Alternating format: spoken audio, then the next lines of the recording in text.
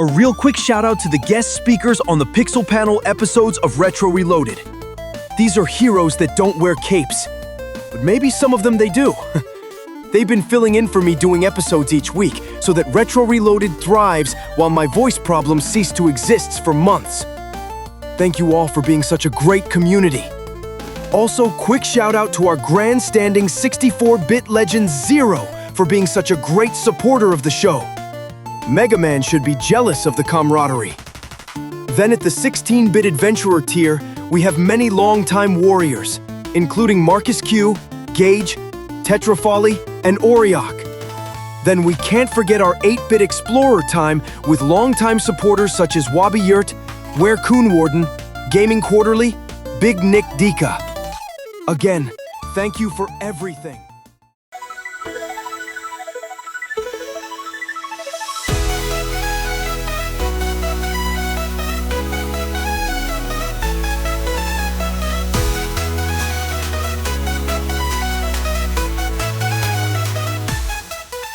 Hey there! Welcome to Retro Reloaded. I'm your host Lance, and each week I tackle a retro game shaped by your picks. If you want a chance to choose next week's game or unlock exclusive bonus episodes and polls, join me on Patreon at patreon.com/retroreloaded. There's even a free tier to dip your toes in. Big thanks for all of your love and support. It means the world to me. Now let's hit the start button and reload those retro vibes.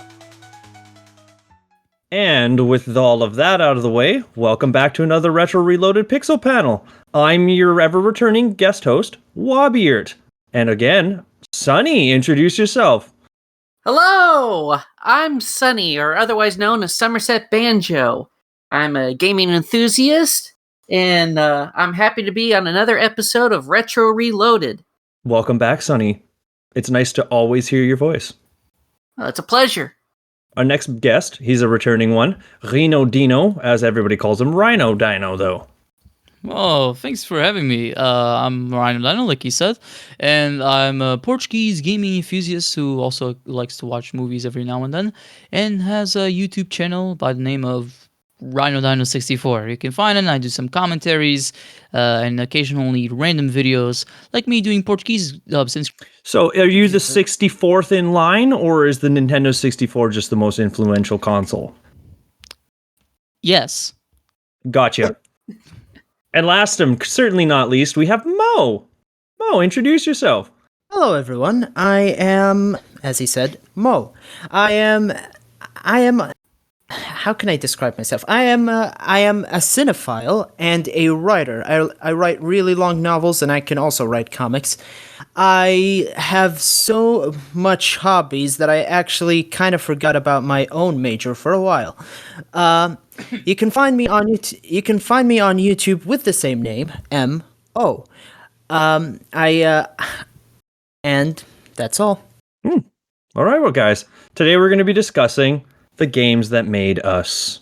Not the games that made the gaming industry as it is.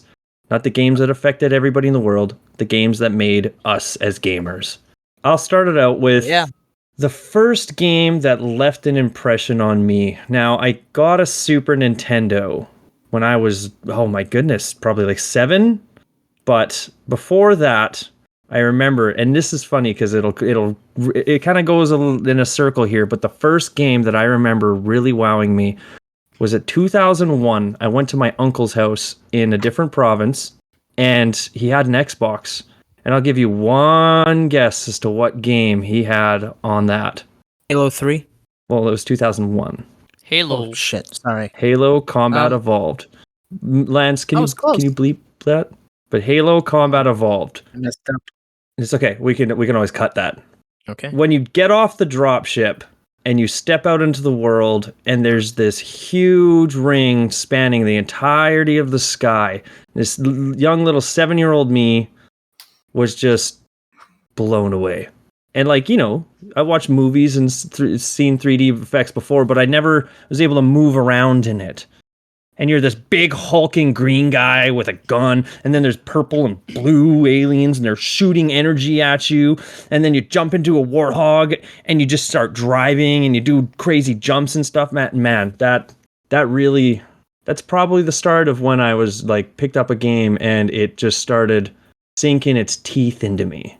I remember the particle effects of the energy bridge when it turned on. It was just, whoa, I'm driving on light right now. Wow. Huh. Cool. Neat. That was a very groovy description. I love it. Thank you. Mm-hmm. When I was a kid and I first encountered Halo Combat Evolved, the first thing I did was wander off into the ocean and then died. First, when I first played Combat Evolved, I was already an adult, so I was like, "Oh boy, I love to shoot. It is very fun. Pew pew." Going up, and then Eggman falls into the abyss down. So Sonny had other things. His people needed him. The Covenant can win. The Covenant War can win itself. War has changed. That's right. Longer than amnesia. What about you, Reno? What was your first big wow moment? That's interesting because when I was young, my sister actually got a Nintendo DS.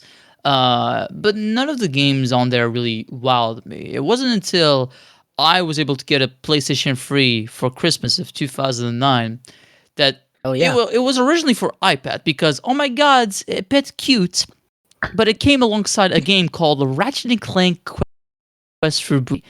I didn't know what to expect.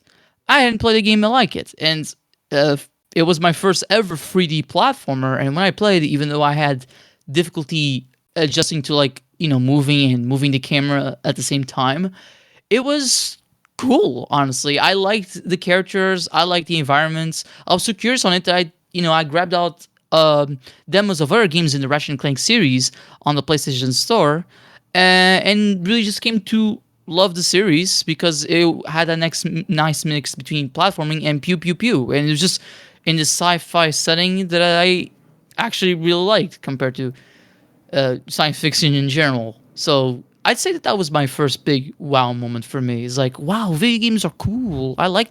Not to mention, like Ratchet and Clank is a good one. It's not even just like sci-fi. It's cartoony, fun, over the top, but super sci-fi.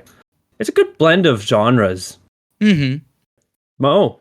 All right, mine is going to be a very interesting one and is kind of far from, not too far from the other choices on this list. But now, let me give you a brief background about me at that time. I was a 6-year-old.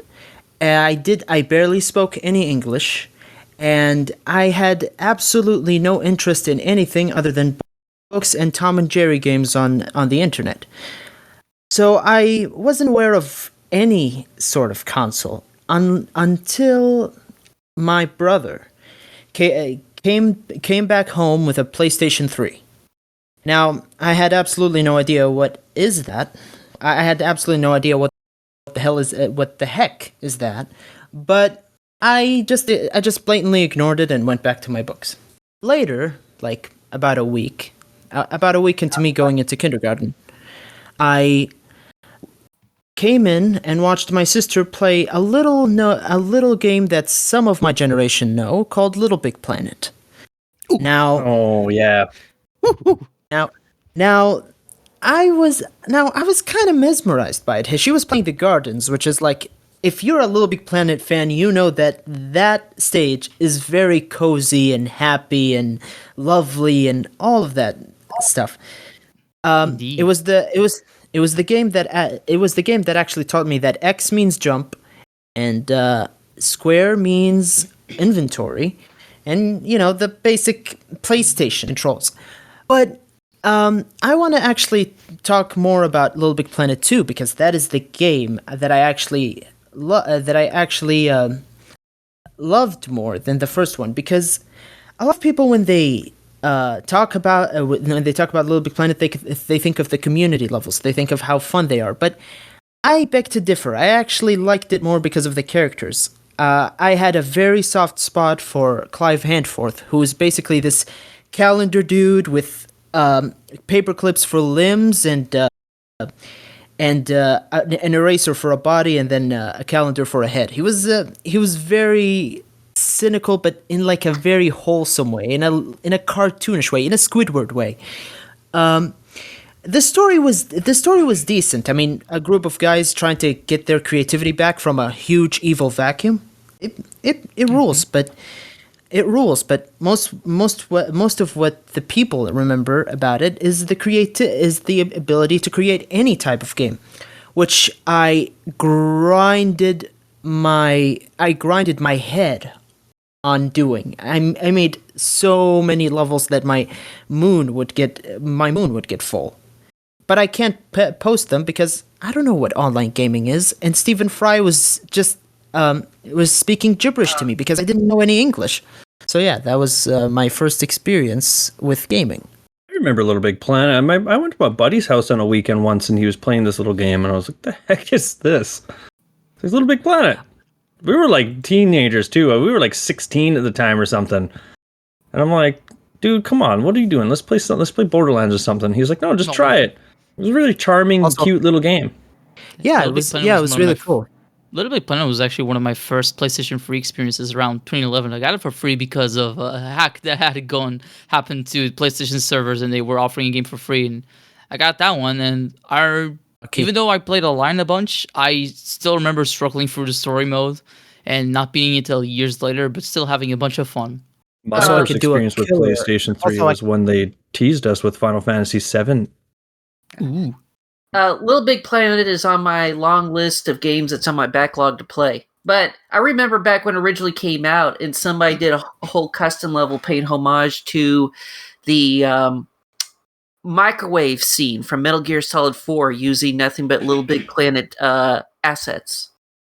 It's kind of more They actually had a DLC for Metal Gear Solid back in the first game, which came out with the Game of the Year edition. If you owned the Game of the Year edition, you could have the Metal Gear Solid DLC for free.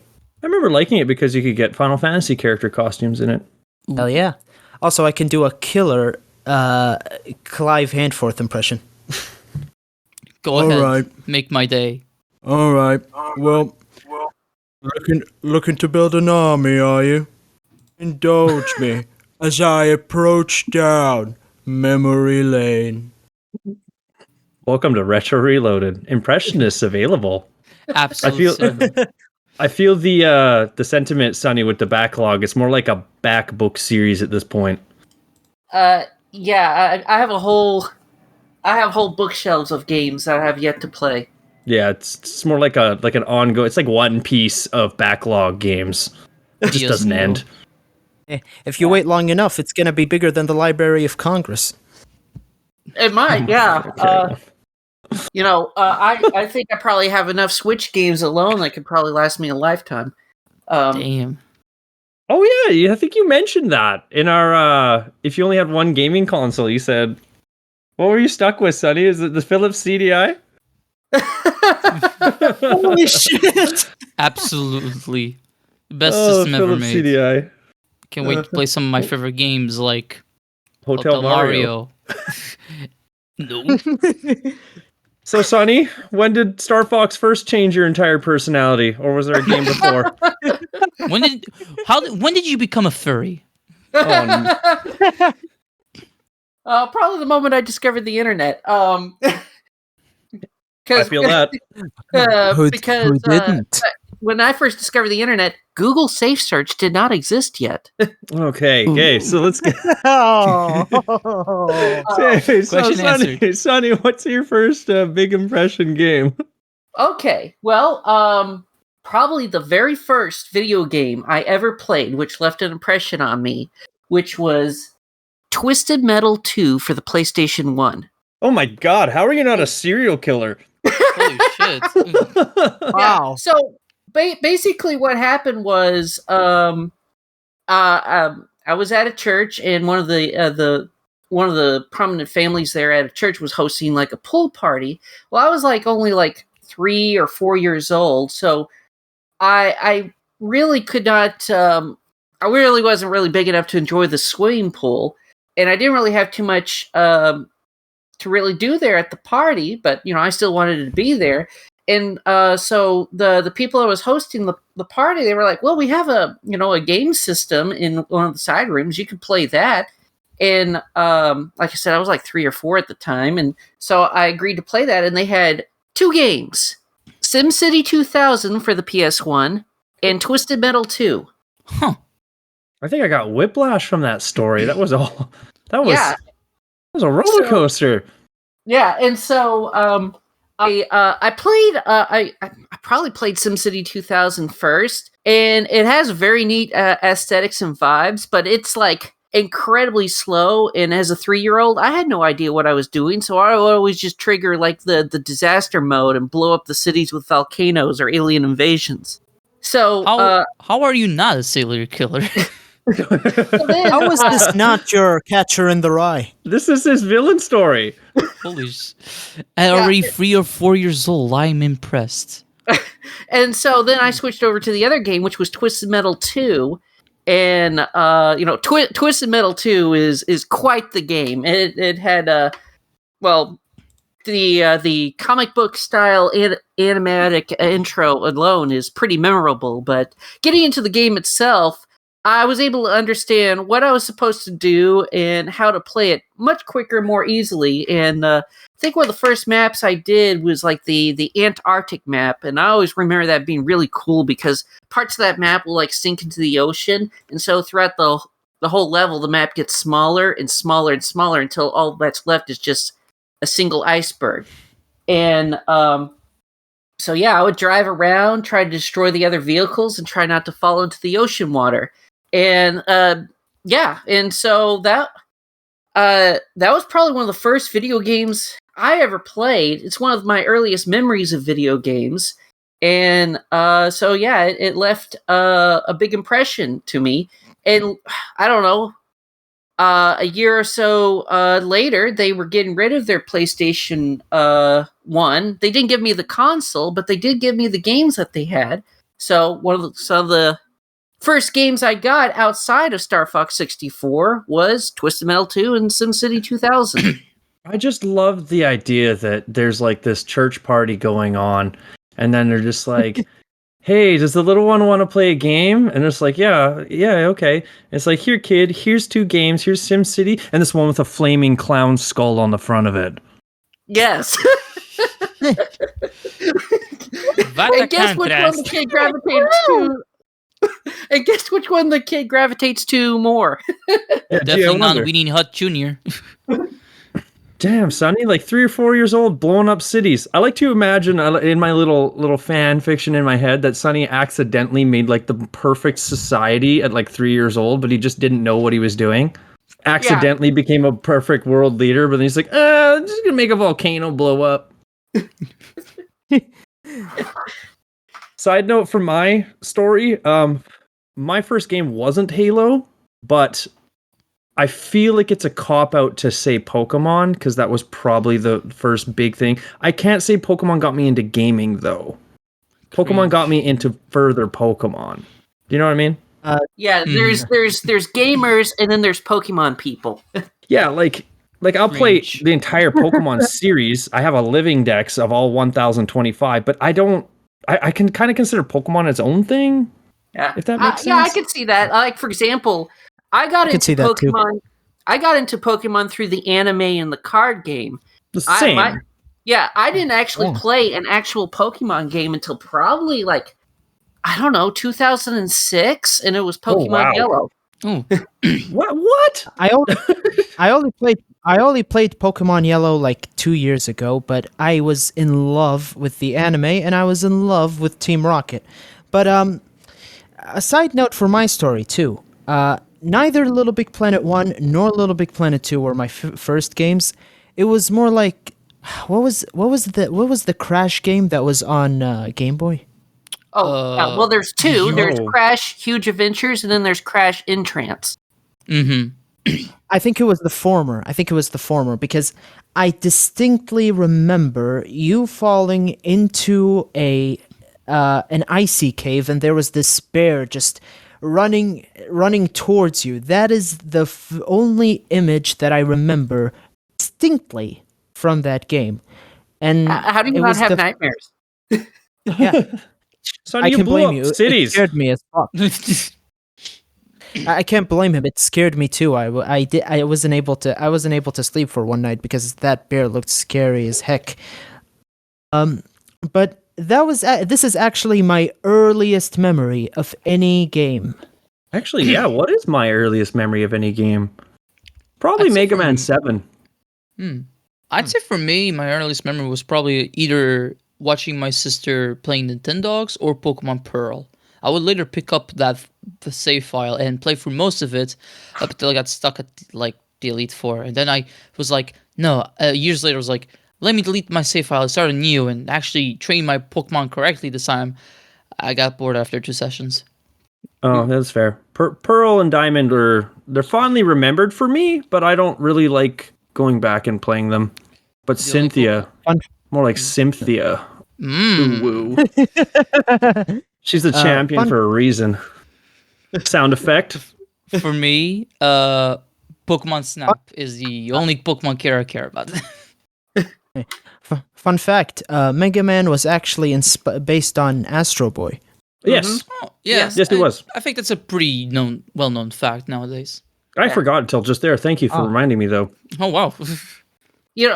Speaking of Mega Man, my first interaction with the Mega Man franchise was Mega Man Legends, otherwise known as Mega Man 64. There was a demo kiosk of it in at a Blockbuster, and this was in yeah. this was like in 2009. They still had a Nintendo 64 demo kiosk of Wow. Mega Man 64 in it. That's cool. I hear that's the worst version of Mega Man Legends, but Mega Man Legends, I hear it's a pretty solid game. I want a collection. Capcom, give it to me. So, next we're gonna go on to the games. So we all see our villain. Well, in Sunny's case, villain origin story, but we all have our gamer origin stories elsewhere. Now, what's the game that started to sink its teeth into you really hard? Ooh. Well, I'll tell you that in preparation for this episode, I made myself a list of games. That's fair too. Mm-hmm. Rapid fire them off or what? Oh, sure. I could definitely rapid fire You do you. some of these games if you don't mind. I'm here to court you guys. I mean, keep you guys in order. Okay. Well, so, and what is the topic for this round? The games that started to sit when you really started to become a gamer. Okay. Some of the games that really started making me become a gamer. Well, some of those are the Spyro and Crash games for the PlayStation 1. I started with both Spyro 3 and Crash 3 on that system, and I kind of worked my way backwards through the franchise. And the Spyro trilogy is some of the only games in my collection I've ever actually bothered to 100%. That kind of tells you how much I got invested in the Spyro games. The Crash games, I had a blast with those. They have some of the funniest deaths in any game. Speaking of that, in my YouTube, I would just look up different like death scenes from different video games. This just sounds like furthering your villain story, Sonny. Yeah, you're not helping yourself. You're not helping your villain case. You can't escape the claims. Imagine him just behind the screen. I kind of hope He has Sonny a becomes knife. a supervillain someday. He'd be a good supervillain. He'd be a He has a wholesome knife with supervillain. blood on it. Well, I mean, there's probably a reason why Flowey's probably one of my favorite Undertale characters. You're not helping yourself.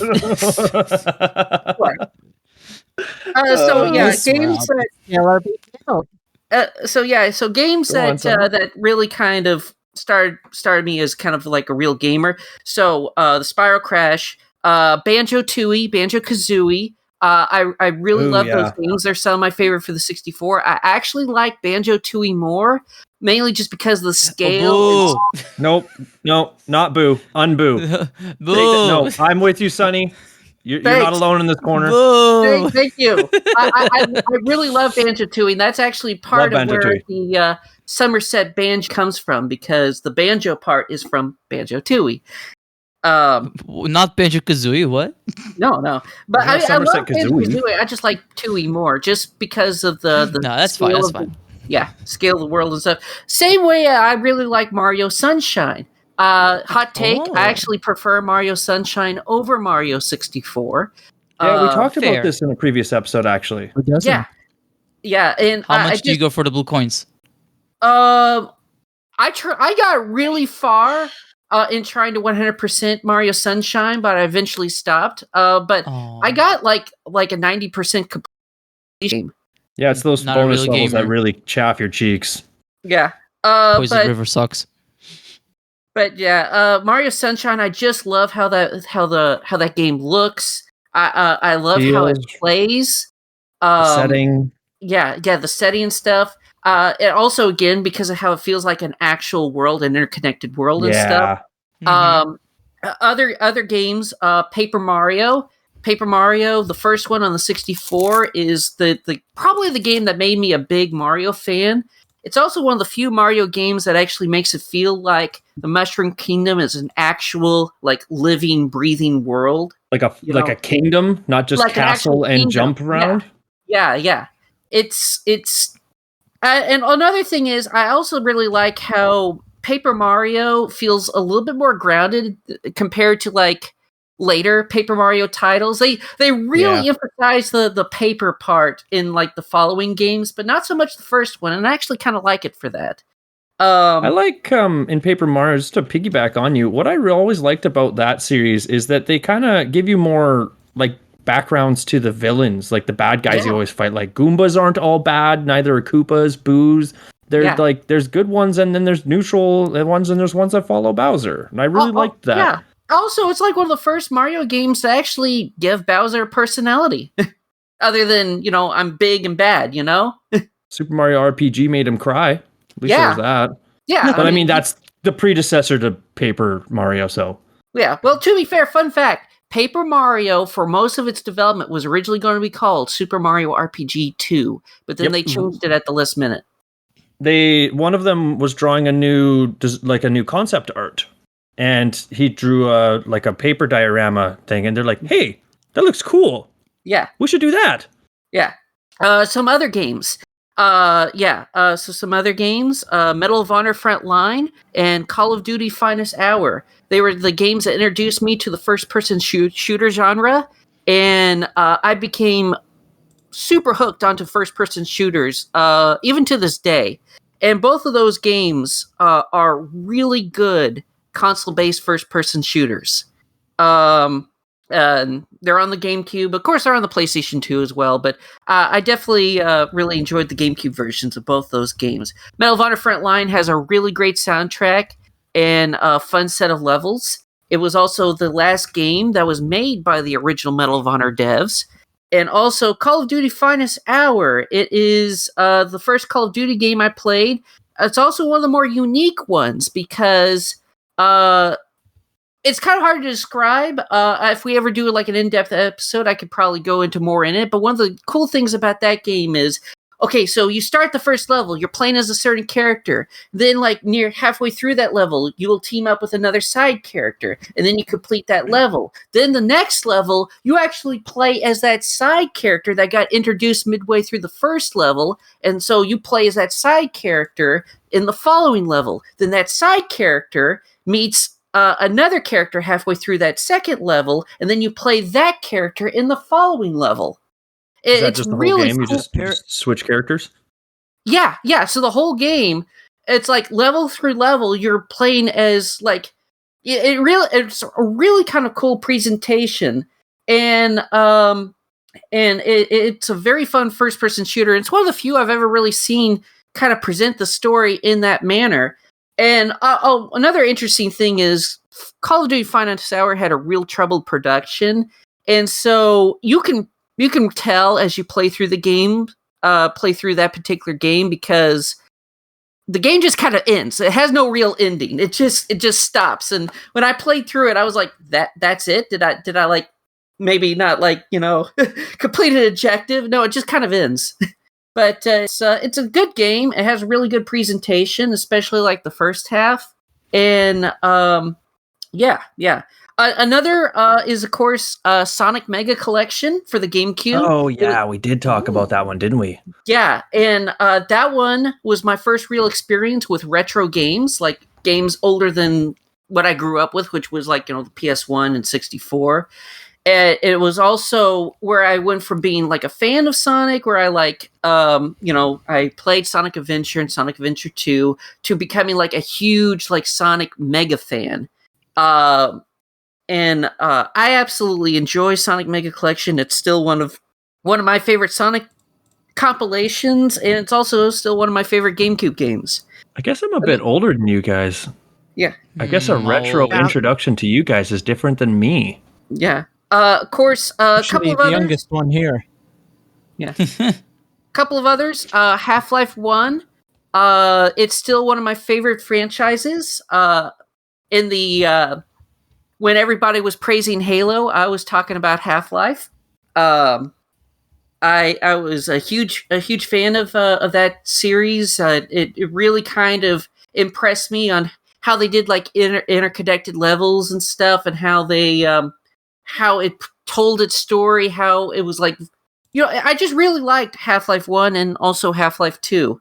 Another one to kind of cap it off on this particular category was the Time Splitters franchise, in particular Time Splitters 2 and 3. They are a great set of first-person shooters for, I guess it would be the 6th generation of consoles. One of the best things about it is it's made by the original devs that made GoldenEye and Perfect Dark. I thought so. I was trying to remember which one it was. Yeah, and it feels just like GoldenEye and Perfect Dark, except, more polished and more modern. And one of the best things about those two games is, or three games actually, was a trilogy, but I'll mostly just think about Time Splitters 2 and Future Perfect. Those latter two games in that trilogy I really like because it had a map maker mode that you could create your own single player and multiplayer maps, and it gave you all sorts of tools on how you want to make those levels. And so I had like maps where I fought zombies. I made multiplayer map. Like I made this one multiplayer map arena one time where I had the entire arena surrounded with like landmines and just a small little area where everybody could battle it out. And so you had to be careful if you back up, you run into a landmine. And then I also, in Future Perfect, the third game, they also had like drivable vehicles. So I designed like a whole like parking garage map with like the different like drivable vehicles and like parking spaces. And so, people would like hop in and drive around. It was fun. I made so many custom maps for Time Splitters 2 and Time Splitters Future Perfect that I maxed out 2 whole GameCube memory cards of nothing but custom maps. That's where your creativity was started with those, hey? Yes. I for a long time I really wanted to make like a first-person shooter, and I still kind of do. Of course, I brought Time Splitter 2 to different parties and stuff, bringing my GameCube and stuff, but nobody really wanted to play, so I just played by myself. Like slumber parties or like adult like parties? Well, I mean, this was like in college, so... LAN parties? Dude, Sonny's the guy that would just come around and be like, you want to play this random obscure GameCube game? And everyone's like trying to party and no, man. Do you have Mario Kart Double Dash? Oh, yeah, I had Mario Kart. This is actually very relatable. This is actually very relatable exactly, right? I remember going to a party in my 20s and it was just like, you want to play GameCube? What do you got? We're going to play Double Dash? Oh, yeah. Let's get physical. Yeah, but yeah, I that left... part is like relatable. Well, that part is like relatable to me because I'm sorry for cutting you out, Sonny, but like the part that was actually relatable to me is that Little Big Planet was like the only game I had on the PS3 for a while because I didn't trust anything else. So when people came around to play PS3, they was like, "Why do you only have this one game? Where's everything else? Where's the?" And I was like, "No, that many games. I'm a nerd." Yeah, but yeah. So I brought Time Splitters 2 to a couple of parties. Most people were much rather wanting to play like at the time the first Jackbox Party Pack, which was brand new, and also Diablo 3, which was also brand new. So the GameCube just kind of sat in the corner. D3. I played D3 and I didn't see what the appeal was for that game. I played it and I fell asleep while I was playing it. It is a perfectly serviceable and playable Diablo game. The problem is that like it's trying to come after something that was such a cult phenomenon of a game. Now, you guys weren't there around this time when like Battle.net was a big thing, but Diablo 2 just rocked the gaming world. Same with StarCraft and WoW. Like, it was a different time. Oh yeah, well, funny. Here's a funny story. Yeah, it was the fastest selling game of all time at that point. Yeah. So here's a funny story. So years ago, there was a chain of stores called Hastings. My father used to work at one, and they made him like the designated Pokemon guy. He would host like Pokemon tournaments every Saturday, and that's how I kind of partially got into Pokemon, was through the card game. Well, in the area where they had the Pokemon tournaments at, it was where it was this little area where the kids section was at, where they had kid books and stuff like that. And they also, right next to that, was where they had like computer software. Well, this was, like I said, the early 2000s and late 90s. And so computer games was also included in that computer software section. So, and it was like, it was like a big open room. So it wasn't like partitioned off. So you actually had like this big, huge, like blown up banner of Diablo 2 with, the whole Grim Reaper skull face that's on the cover of Diablo 2. And so you had a big banner of that basically, like, you could see that a clear view of like the children's book section. So here we are playing Pokemon with the big giant cover of Diablo 2. Big old Grim Reaper in the background. Yeah, Epic gaming. From like floor to ceiling, in front of like all us, like 4, 5, 6, 7-year-olds trying to play Pokemon. This is what we call epic gamers in the making. It's subliminal messaging. Yeah. I don't know what's so normal about it. They seem normal to me. Reno. As Did you do yours? Well, I got a few games. I guess I already said Quest for Booty, since that was like the first formal gaming experience. But I'd say like shortly after nagging my dad a lot for this game, I finally got to experience my first official Sonic game after playing some like Flash games back then, and that was Sonic Adventure on my PlayStation 3. Thank goodness, I thought you were going to say 06. No, I didn't play that until 2018. And then a few weeks after, I got Sonic Unleashed. And while I did enjoy Sonic Adventure a lot, and it's one of my favorite Sonic games, Sonic Unleashed became one of my favorite games of all time, if not my favorite game of all time, because of how much joy, whimsy, and, to be honest, nostalgia I have for it. I just have so much fun whenever I come back to it, whatever gameplay style it is. And I just love the world, the characters, the gameplay, the graphics. Oh, God. The music. It has so many great things. I think this is one of those games that is just... I one day want to review it for my back page, because I definitely have a lot to say about it. But after that, I'd say other games that were more that really opened my eyes were Persona 5, when I played it in late 2017 and beat it in early 2018, and especially Xenoblade Chronicles when I played that, because it was the first time that I really got to see a story that had that many twists and turns, and just opened my eyes and like, not only can I actually like a JRPG, but I also just like... I was exposed to a type of plot that I had not seen in games prior, and I'll always thank the original Xenoblade for that. And I'm still a big Xenoblade fan to this day. I still have to play the DLC for free, but I'm very much looking forward to what Microsoft has next. And in terms of other games, I'd say those are pretty much it. Although I could mention some minor ones, like Little Big Planets, which was one of the first times I played online with other people. The Devil May Cry HD collection, because it was the first time I got to know about Devil May Cry and the hack and slash genre outside of Sonic Unleashed. And then the two big ones, Super Metroid and Castlevania Symphony of the Night, where I was introduced to, thanks to a YouTuber reviewer called Some Call Me Johnny, how much he loved those games. I wanted to try them out, and when I finally tried them out, I was like, this dude is right. These games are amazing. And while I'm not always for every Metroidvania that comes out. For example, I'm not really interested in playing Hollow Knight personally.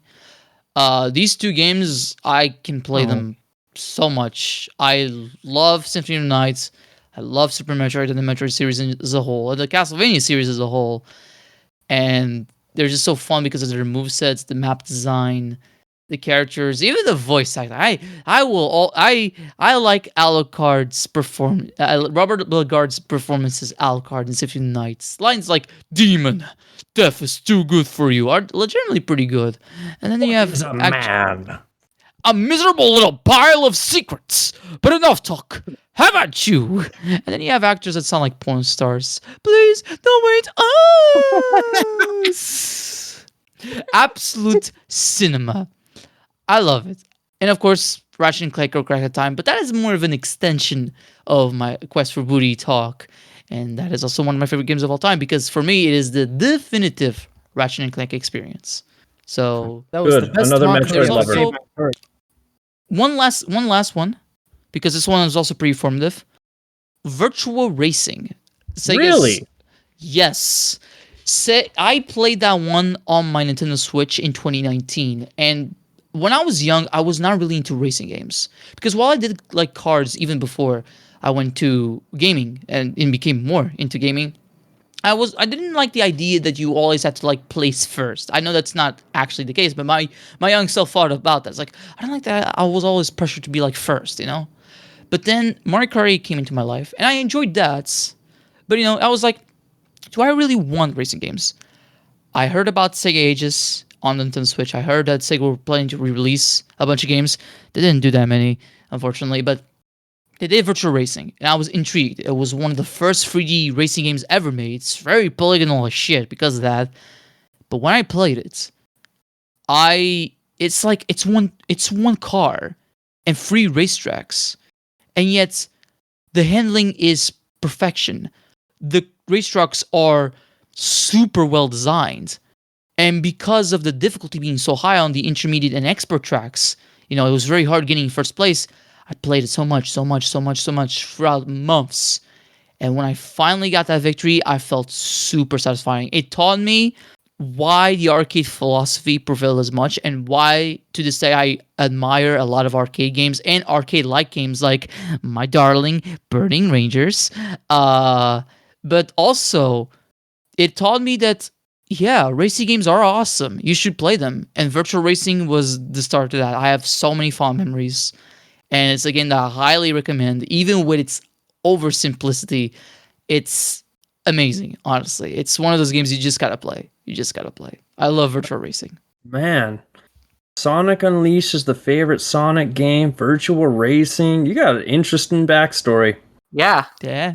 Can I Funny thing mention is- Nights into Dreams? Nights into Dreams. My and goodness. Burning You're Rangers, like, baby. You're like really off there. That's crazy. I I'm respect 24, by the way. that. Yeah, that's crazy. The funny thing like is my that first- the funny thing is that the thing that actually made me a Sonic fan wasn't even a game. What was it? Was it Oh art my on goodness. Google? Stop. Sonic X. Ah, okay. Sonic X. Gotta go faster. I I mean, tried I watching was the 11. show. Okay, I was 11. I mean, Okay. yeah, it's fair. I tried like actually watching the show, like I think some months back or last year. It was boring me, to be honest. But that's also a me issue because I generally have a hard time watching series of any kind. So, Yeah. But Sonic X, not a bad introduction to Sonic. You did exactly what Yuji Naka wanted. It's like, ooh, we hope this anime introduces people to Sonic, and then years later he was arrested for insider trading. Well, for me, it wasn't so much Sonic X as it was the Archie Sonic comic book series. Oh I was gonna boy! say, man, imagine somebody who got on from the Archie Sonic comics. That's crazy. I will never forget. Let me see if I can find. I will never forget. There's the panel that Sonic for the first time realizes what war really is. That's in dialogue Archie, would by be the way. Perfectly you know what? That dialogue would not be out of place in Sonic Forces. Sonic Forces sucks. Hey, whoa, okay. I hate Sonic Forces is not a good game, but it is not a bad game. Now, I had a pretty decent time. Well, I will say, just slight tangent. I don't like what Sonic Forces stands for. I do not like the game. I rather play 06. To be honest, I rather play 06. Not Shadow 05 though. I don't like that game. I'll be honest. I mean, I'll be honest. My stance on Sonic X is that I watched it later. Like, I mean, I saw it as an 11-year-old. I saw the Arabic dub, but then later in college, it was like my second or third year, so something like that. I decided to sit down and watch the English dub from beginning to end. I'll be honest. I actually liked it, and I'm not ashamed to say I like it. No, that's fair. More That's power fair. to you. That was where Jason Griffith got to start as Sonic and Shadow, and he did great as the characters. I guess there's a bit of an age gap because I guess we'll make it a pass for them to skip on Ryan Drummond for the Ryan Drummond for this. Drummond. Yeah. I actually met Ryan Drummond once. Oh, how was the experience? Nice. I was a little too starstruck, so I only talked to him for a few minutes, but super nice guy. I was dead broke. Otherwise, I would have had him sign one of my old Sonic comics. But no, he was a super nice guy, very friendly. Seemed to be enjoying himself. But like I said, I was just a little too starstruck to talk to him for too long. Roger Craig Smith, got a photograph with him. Current Sonic is Roger Craig Smith, right? Yes. Yeah, I saw him at an expo actually, and he was late. So to apologize for being late, he actually went through the line of people that were waiting for him, and he individually shook their hands and said sorry and said hi. It was really cool. Well, that's nice. He's a really cool guy. Yeah. What he was Chris Redfield. How could he not be a cool guy? Chris Redfield. Batman. Yeah, exactly. My first introduction to Sonic, which it explains the age gap here, was actually Sonic 2 for the Sega Genesis. So there you go. That's actually a pretty good game. I actually completed. I never actually played the first one for a long time until Sonic Mega. Yes, I agree. Yes. Until Sonic Mega Collection, but I remember playing. I went at my babysitter's house. She had a Genesis, and Sonic 3. I just delved into that one. It was so good. And then I didn't play Sonic 1 until I was a teenager, and I was like, this is a pretty rough start. I think we could probably just do a whole podcast episode on Sonic. I know I should probably do that. Hell yeah. We should probably switch back to plenty to talk about. Yeah, okay. I mean, heck, we could just I could do probably just a couple hours just talking about the Archie Sonic comic book. Ken Penders. and I'll be here judging your life choices. You guys probably already are. But no. So yeah. I would say those are all really good examples. Again, big age gap here. Mm-hmm.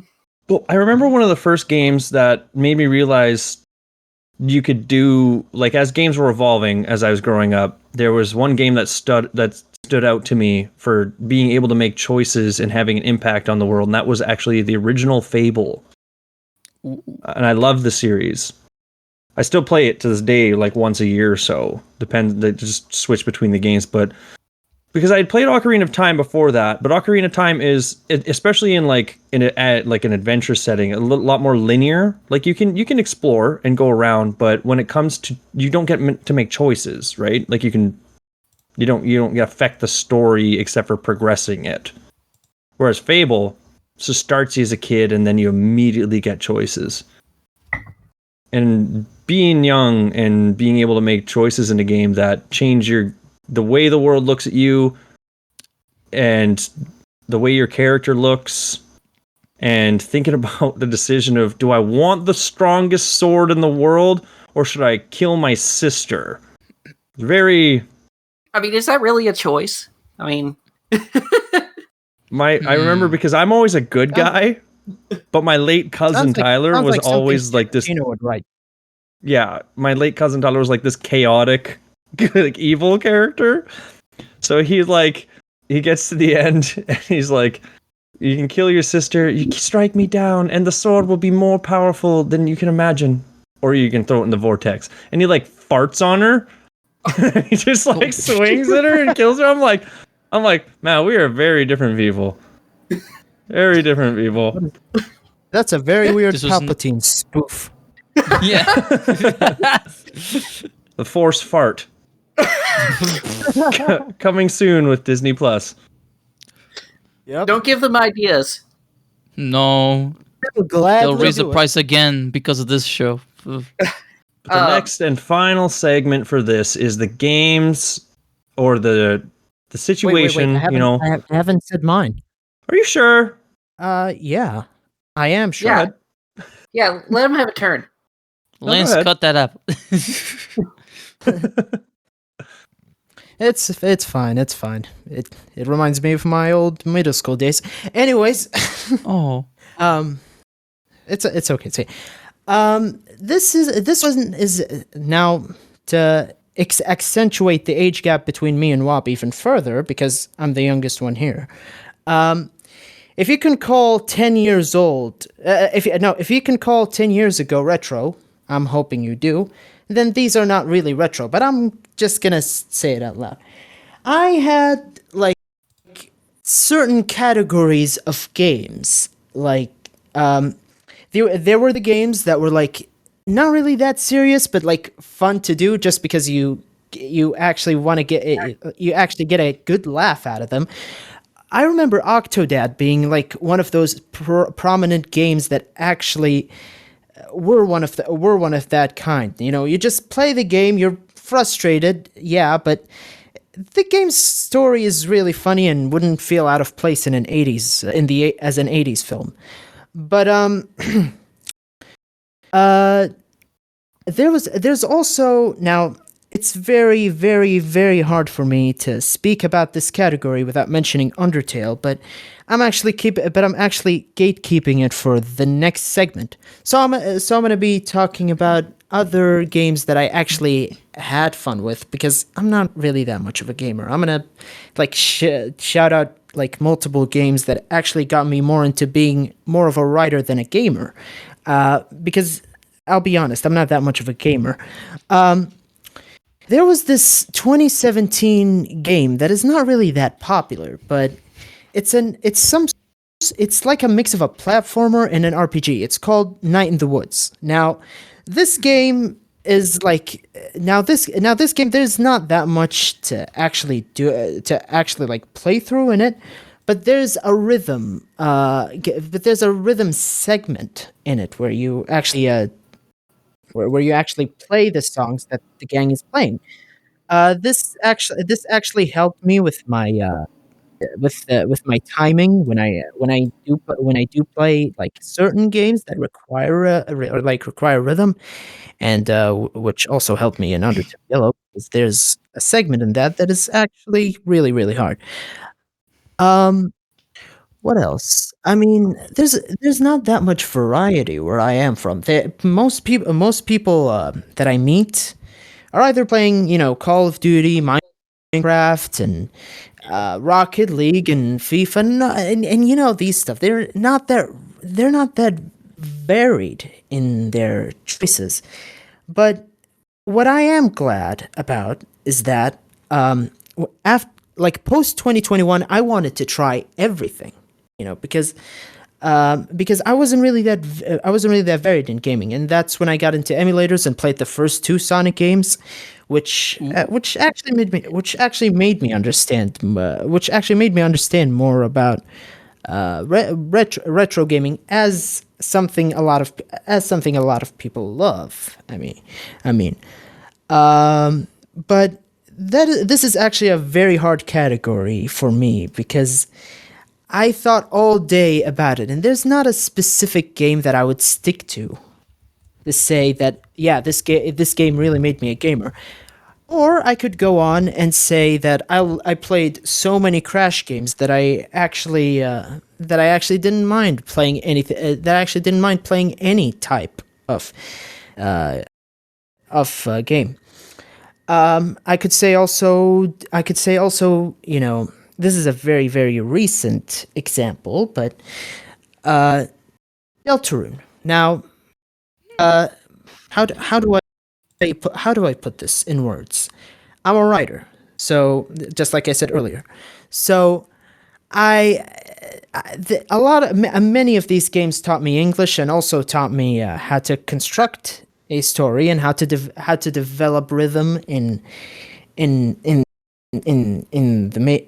making of stuff. But in the making of this stuff, but there's also like other other games that I played just for fun. I didn't care about the lore or anything. You know, the Five Nights at Freddy's games that I wasn't really into them. Okay, I wasn't really into them.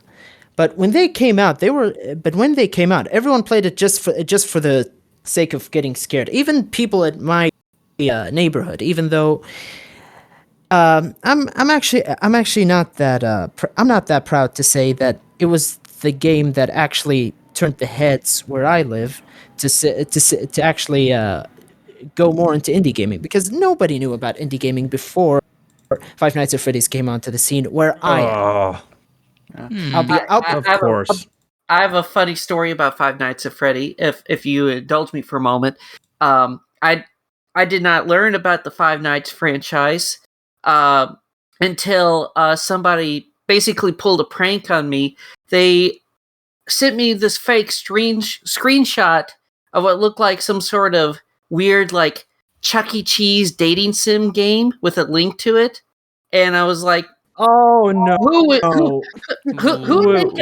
make a dating it? sim game on Chuck E. Cheese animatronics? And I clicked the link on it, and it took me to the trailer for the first Five Nights game. And I was like, oh, this is what it actually is. What a way to discover a series. Worst Rickroll ever. Yeah. But then when I saw the gameplay, this also kind of shows how old I am. But then when I saw the actual gameplay, I was like, this is just Night Trap. You know what? Yeah. You were right, Now that I Mo. think about it, That oh did my make God. me feel old. Okay, go played ahead. This year. Okay. Now, look, I wish I was actually joking with this, but the thing that actually made the people where I'm from look at indie gaming and say, "Hey, let's try this," was actually Five Nights at Freddy's. People did not know what indie gaming was before Slender and before Five Nights at Freddy's, because a lot of us were just like, okay, think like Minecraft is the only game that has ever been conceived, or before that it was only Crash, Pepsi Man, and not a lot of people knew about Spyro, and not a lot of people knew about Mario, because the environment that I'm in, they didn't buy any PlayStations. They didn't buy any. They didn't buy any Nintendo consoles. They didn't buy any Xboxes. Most people bought PlayStations because, well, to be honest, they were the cheapest. And so the olden people, not the olden, the people who grew up in the 90s and all that stuff, they played Crash games. That's something normal. They played Pepsi Man. That's also normal. They played Silent Hill. They played Resident Evil. All of that game. But in the mid 2000s and reaching into the mid 2010s. You didn't hear much about anything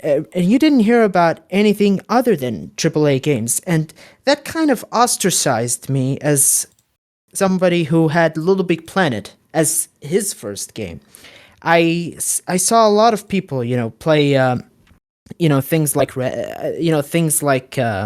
random one-off games that you hear once and never hear about again. Like I Am Bread. Or the aforementioned Octodad, just for the clicks and just for people to just watch and laugh and the fats, basically. Yeah, yep. The fats. But as much as I hate to say that Five Nights at Freddy's paved the way for the rest of indie gaming, I wouldn't know about Undertale if it wasn't for Five Nights at Freddy's. I wouldn't know about Night in the Woods if it wasn't for Five Nights at Freddy's. Wouldn't know about Deltarune either. Wouldn't know about many games that I cannot even count on my hand. That's fair. My piece. Mm-hmm. So I feel the same sort of respect for Minecraft. It's not really a game for me. Like, I appreciate what it is and like what you can do with it. But what I do have to commend Minecraft for is bringing back pixel art, basically. Mhm. Because going through those generations, like pixel art was kind of just a dying thing. It was all about the newest nitty gritty graphics and how realistic you can make things. But then, like now in the current generation, like you can play games and there's pixelated skins of things, and people go, "Oh, it's like Minecraft," and I'm like, "Yeah, I'll accept it." It was already starting a little bit before with some like retro revivals, and like I think it was really because of the Virtual Console, and then we got stuff like Mega Man 9, and then we got Cave Story. Minecraft. And Cave Story, yes. Cave Story was 2004. That was like the seeds. Can I ask something that might sound super ignorant? Is Deltarune a sequel to Undertale? Absolutely not. Absolutely not. No, it's a different timeline, different story. Just Well, different. it's like basically I would describe it as it's like the Termina to Hyrule? Undertale's Underground. Okay, gotcha. Look. Have you seen Evangelion? I don't know what that is. Okay. Now look. Look, I'm gonna make this real simple for you to understand. Imagine a world where Shadow the Hedgehog is the main character. Shadow the Hedgehog. The main character of Sonic. And Eggman is just his caretaker who does a lot of good and doesn't do anything but pull a Professor Oak and just take care of stuff. You know, that is basically what Deltarune is Undertale. It's basically like its very, very distant cousin once removed or something. Got it. Yeah, I tried Undertale a bit maybe 10 years ago, and I had a fun enough time, but it wasn't exactly for me, but I appreciate what it is and how much Toby Fox put into it. Mm-hmm. Oh, those were some good points, boys. Yeah. Okay. I'm assuming now, Mo, to piggyback off that, I feel like Undertale is probably the one that really encapsulated you, hey? We'll get to that in a moment. Yeah, just go ahead and start us off. But go ahead and start us off then. Yeah. Okay. But before I get on with this, I actually apologize for not talking much about games I've played because that was a very, very gray area for me. That's okay. It's fine. It's still Retro Reloaded. Just because you're a writer doesn't mean that you're not welcome here. We love you. Thank you. Now, look. Now we'll jump to 2017. I was 13 years old at that time. Wow. As I said, I did not play that many. I did not get encapsulated into that many games. My milestone in games, like I said, were funny one-off games or things you play in the PlayStation for like 10 minutes and then just turn the thing off. And my English was broken, like really broken. And I had a very narrow view of what a game is, and I had a narrow view of what storytelling is. So by January 2017, nothing, and I mean nothing, could have ever prepared me for this pixelated, not so colorful game that would turn out to be a mere test of a musician's ability to use Python insufficiently.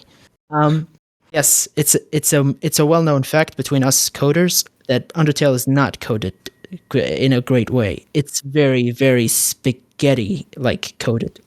No papyrus pun intended. Anyways, now how did I get into Undertale? If you may ask. Well, I only saw it twice before then. I had someone confuse the sunflower from Plants vs. Zombies to be actually Flowey. And I absolutely did not see it. One had a white face and one had a slightly darker face. It's a sunflower. I mean, yeah, that was one of them. That was one of them, and the other time I don't remember, but it was definitely Sans who I saw. I was watching this channel. It was called Lauren Z-Side, and she was making these Sims 4 series that, like, where she recreates games inside The Sims 4, like recreate their stories and just make a series off of them. That's basically what it was. She went into the create a sim menu and made the characters one by one, starting with Frisk all the way to Sans. Now, that was my very first time actually listening to the music. And I have a question. Yeah. How did she make Flowey as a sim? Did she just stick a random sim in a flower suit or something? I too am curious. Well, this is actually a very fine question, and it is also a funny question, because what she basically did is that she took a very slim, anorexic guy and just had him wear a green sweater, green pants, and if I remember correctly, brown shoes.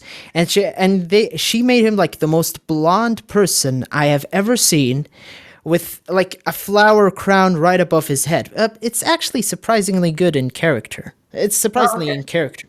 Sounds haunting. Because later on you discover it's actually a little goat boy who loves buttercups. So that's to answer the question. This was my first time actually listening to the music. So I was like, okay, what is this game that everyone is actually talking about? And at that point, I have never heard of gaming videos that exceed an hour long. I was a little child. I didn't know about that. Once I saw Jacksepticeye's playthrough, I understood.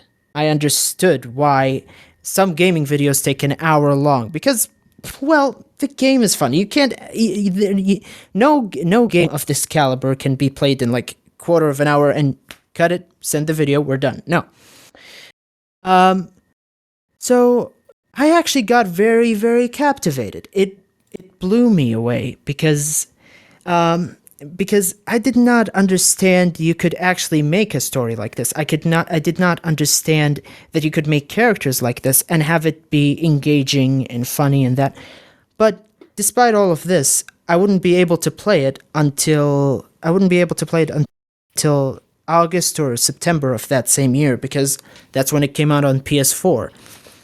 By that time, I fully knew about the game, but I still played it. I still had fun.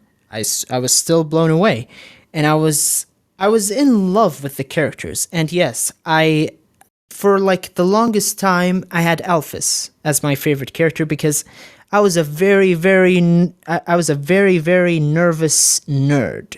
Okay, I was a very nervous nerd who messed things up. So it wasn't a surprise that the klutz of the six was actually my first favorite character from that game. Now, what makes it now, just to put the cap on my piece? What was it about Undertale that actually blew me away? Well, Megalovania. First, no, I actually hated Sans. I'll be honest. Just let him finish. Light the torches. Look. Now, look, the guy is good, but he's got the least screen time out of the main six. You take away the fish who was, you take away the strong fish lady who was fighting for her people and has one of the best songs in the soundtrack and has the most badass story in the game, second only to Asgore. A guy who likes ketchup is better. But I mean, look, I get it. Megalovania is amazing, but there's much more stuff to tell. He's not SpongeBob. He's not Elvis. He's not Elvis. He's actually the Elvis of the game, believe it or not. He is the Elvis Presley of the indie gaming world, because even though he resembles Muscle Man from Regular Show more than Elvis, where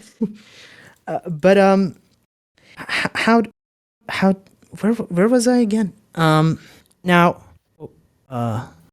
shit, I lost it. What? Oh yeah, right. What actually blew me away about Undertale?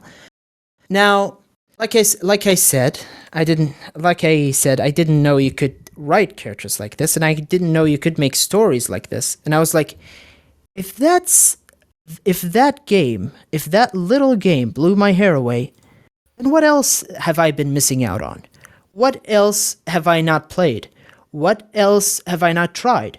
What else have I not seen? I was like, is this what gamers actually experienced while I was away in my books and my little cartoon things that I was watching on Nickelodeon or whatever? Like it really conceptualized what storytelling is for me, and conceptualized what a game is.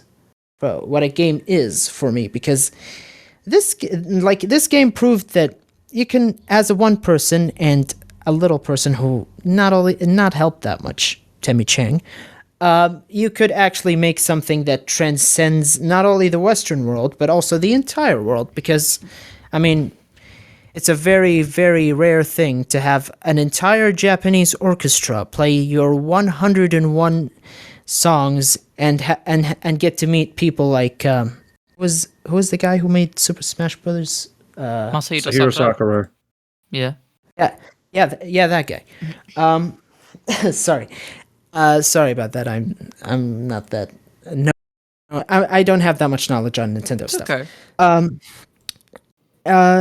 So like so that's like a very, very basic overview of my stance on Undertale, and it wasn't a surprise that it wasn't a surprise to me that later, when Deltarune came out, I was actually scrambling with other people, like, is this a sequel? And I was just like, WAP. I was thinking, like, wait, is this a sequel?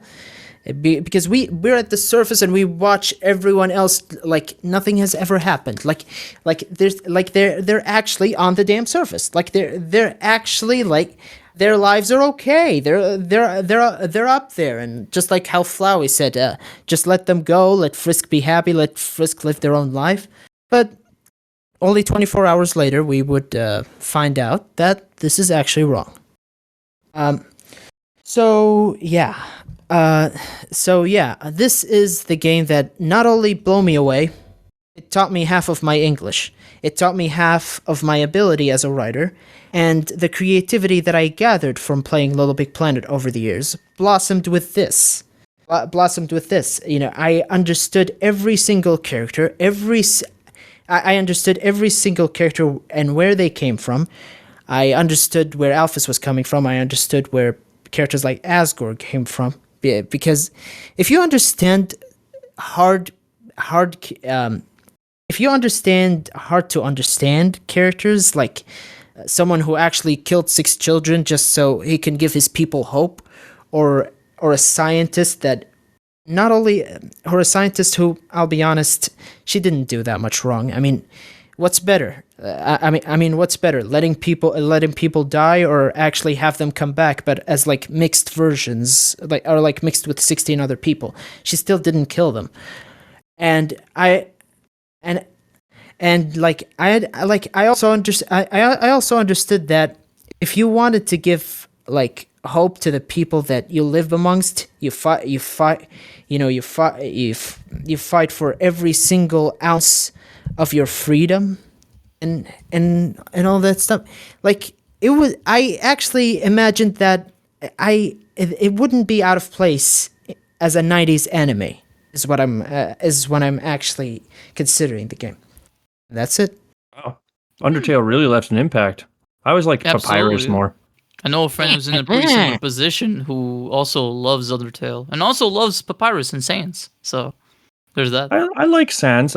He's kind of the Deadpool, you know? It's kind of the up front and center, and I see why people like it, but I thought Papyrus had a better like character and everything. Oh, yeah. I never really saw much of the appeal of Sans myself. I think it's to do with the boss battle, because it's like tragically hard. Yeah. I mean, look, I favor Papyrus more because he actually had more of a goal than says himself. Like okay, the reason why I love him is because he's such a caricature, or he's such a cartoonish character that Yeah. that I would actually love to create a character like him someday, and You like that duty bound knight, but he's also unironically goofy, Uh-huh. Yeah. Yeah, that's also fair. this game taught me how to act because because just like everyone else who played the game, I made voices for the characters. All right. Did you make Papyrus like Skeletor? Yes, of course. Of course I gave him that voice. Is there anything else we can imagine? Ron Perlman. Oh, But that's just because I love Ron Perlman. Well, you could have made him sound like Everybody's the Ron Franklin Perlman in Gala my head. Skeletor.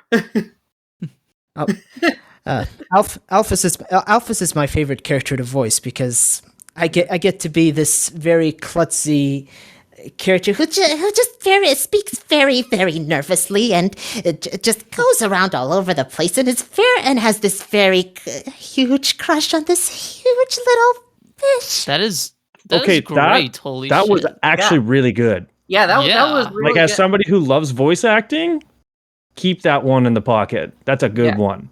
Hey, have you ever thought about like just making like a voice pack for Undertale characters? You could probably Oh, yeah. upload that on like Game Banana somewhere. Probably get 100 downloads, several thousand. Kirby Maybe. agrees.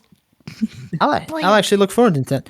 I also love We'll to try to voice get Ron Mettaton. Perlman on for Flowey.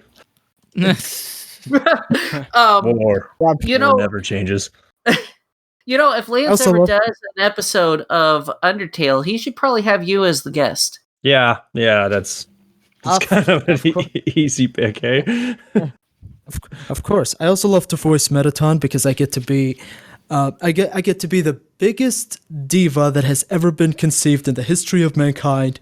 And I once described to a person my Mettaton voice and told him that imagine if Elvis Presley talked like Freddie Mercury. That's basically my Mettaton voice. Oh, wow. Oh yes. All right, who's next? Well, what was the last question again? It's been a while. These are the games that the one that started the big snowball into your gaming. You had the first impressions, you had the middle and ones where you were starting to delve in, but what's the one, like Sunny's is probably a spoiler, Cypher Fox and Pigeon on shooter rails, on rail shooter game, but For me, it was Sonic Unleashed. Sunny picks us. How swell. For me, it was Sonic Unleashed. It was really... I kind of mentioned this in the previous topic, but it was the game that really made me realize that games could be, works of arts, especially with the graphical presentation, the amount of locations you go, because in case you aren't aware, the Japanese title for Sonic Unleashed is Sonic World Adventure because it's a world adventure. You go around many places that are inspired by the ones in the real world, and you get to see citizens eat food and just explore locales and monuments. It's really cool. I love it so much, both at day and night. But the other game that I'd say did impact me, did kind of like open my eyes and be like, whoa. It was oddly enough, but it was in a different way. Because so this is kind of going back to the second question, but this is sort of also in this third question. Super Smash Brothers, because that's the game that got me to meet the people that are really my closest friends, thanks to it, and it also got me to know about a bunch of other gaming series like F-Zero, because of it, and Xenoblade too. So if it wasn't for that series, I probably wouldn't have known as many. I probably wouldn't be the person I am today. So yeah, answer Unleashed, but Smash Brothers contributed as well. that's fair. Smash Bros. It either makes friends or enemies. For me, it's a lot of Hell friends. Mario Party makes enemies. That I makes trolled enemies. That's someone just a it. little bit too hard one day, and I once again apologize. If you're listening to this podcast, I once again apologize. Sorry. That's dedicated to somebody, and they'll know who it is. I I don't know why, but Star Fox is the game that actually made me quite the friends for some reason. Well, Sunny, do you wish to add on to that? Well, yes. I guess this is my turn now to talk about the games that were like, wow, for me. Correct? Yes. WoW is in like the descriptor, not the game. Unless that game is also WoW, in which case your WoW is WoW. Nah, the only MMO I ever played was RuneScape, and I never could get out of the first room. Oh, Huh. Well, that's alrighty. anticlimactic. Yeah. That's yeah. It was like RuneScape Classic, and I was like the original RuneScape, and I was like 5 years old. I didn't know what I was doing. Fair. But yes, I did also make a list here of games that had a major impact on me. Honorable mention would, of course, be the Space Fox with rail sections. Honorable mention. It's okay. I thought it was gonna get top billing. You can say it, Sonny. Okay, yes, Star Fox 64. Mainly because it was one of the first games to inspire my creativity. When I was like 5-6 years old, I used to doodle like the different planets in the Lilat system, or I would try to draw the Great Fox and stuff. And of course, that inspired me to do kind of my first ever comic, which was a bizarre mishmash of like different influences I had at the time. I used to do this weird little comic series like nicknamed VPR that was kind of like a mismatch of like Star Fox and like Time Crisis and Spyro. It was a real weird comic I used to doodle as a kid, but that kind of all got started from that. Now I'm actually Star Fox comic, so everything's kind of gone full circle there. But yeah, Star Fox 64 was probably the game that inspired my creativity. So games that really left like a big impact on me. I'll kind of go with like some of the earliest and then kind of go forward from there. I'll try to rapid fire them if that's all right with you guys. Sure. Yeah. Okay. Age of Empire 1 for the computer. It was one of the first PC games. This was like I don't know how many of you here have ever played Age of Empires, but it was a great RTS game. Only 2. Oh, well, I played the original even before the Rise of Rome expansion pack. And Sonny, the real retro gamer here. Yes. Yeah. Yeah. He's retro reloaded. Yeah, this was like on a Windows 95, and like this was back during the age when they actually made like cool installation sequences. So one of the things that impressed me is while the game was installing, you would see like all these workers like come onto the computer screen and actually like physically build the game in front of you, all while it's like installing it. That's how Nintendo got the eShop ideas. And Age of Empires also had some pretty good campaigns. It had really good graphics for its time, really good music. It also had a really impressive CGI intro, if you've ever seen the intro for the original Age of Empires. And one of the best things about it was Scenario Builder. I discovered that early on when I was a kid, and so I would just like fill like whole maps full of like every unit from every faction and whatever, and then I would just have it start and just watch the carnage as it would play out as like thousands of soldiers would like battle each other out. Yeah, and so then another game that, and I would do the same thing with Age of Empires 2, although there I actually tried to build kind of a bit of a campaign. Didn't know how to do any scripting, but I made some pretty cool maps there. Then Civilization 2 was another game that had a big impact on me. It was my introduction to the Sid Meier's Civilization franchise. My dad absolutely loved the game. I got into it quite a bit myself. What I would constantly do is load up the World War II scenario, and I would try to discover nuclear weapons as fast as I can, and then I would drop nukes on Paris and London and Moscow and pretty much any other city that I could, and then trigger like the apocalypse mode that happens when you drop too many nukes. I would also it had a built-in cheat menu, so sometimes in the World War II scenario, I would like strip away all of Germany's technology, and so as the Allies, I would have like World War II weaponry, and they were stuck with like bows and clubs and stuff. So that was all fun. Another game that was a big The influence. Austrian painter and the mustache. Another big influence was Roller Coaster Tycoon. It was my first introduction to the simulation genre, and it's still a really great game. Funny enough, it was developed by one guy, and he made the programming code so like compressed and compact that you can actually like open up the entire source code of the game in basically like the Windows Notepad feature, because there's so few lines of code that he had to actually do to make the whole game. It's like you can just load up the entire code work of the game as a TXT file. But it has a great soundtrack. I mean, there's like a lot of really like great musical tracks that you would hear from like amusement parks and stuff. It's really fun to build the parks and try to maintain budgets and stuff and create interesting attractions and stuff. One of the things I would do is when I was bored, I would like snatch up random guests in the park and then like river and watch them drown, or My God, Sonny. or like create roller coaster rides that would just like them crashing and blowing up everybody in like fiery wrecks. Furthering the villain story.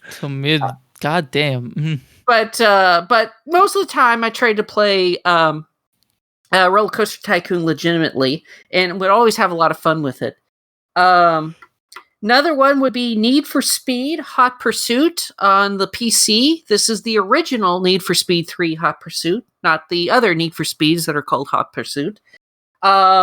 That one was my first real experience. Please don't tell us you ran over people with the cars.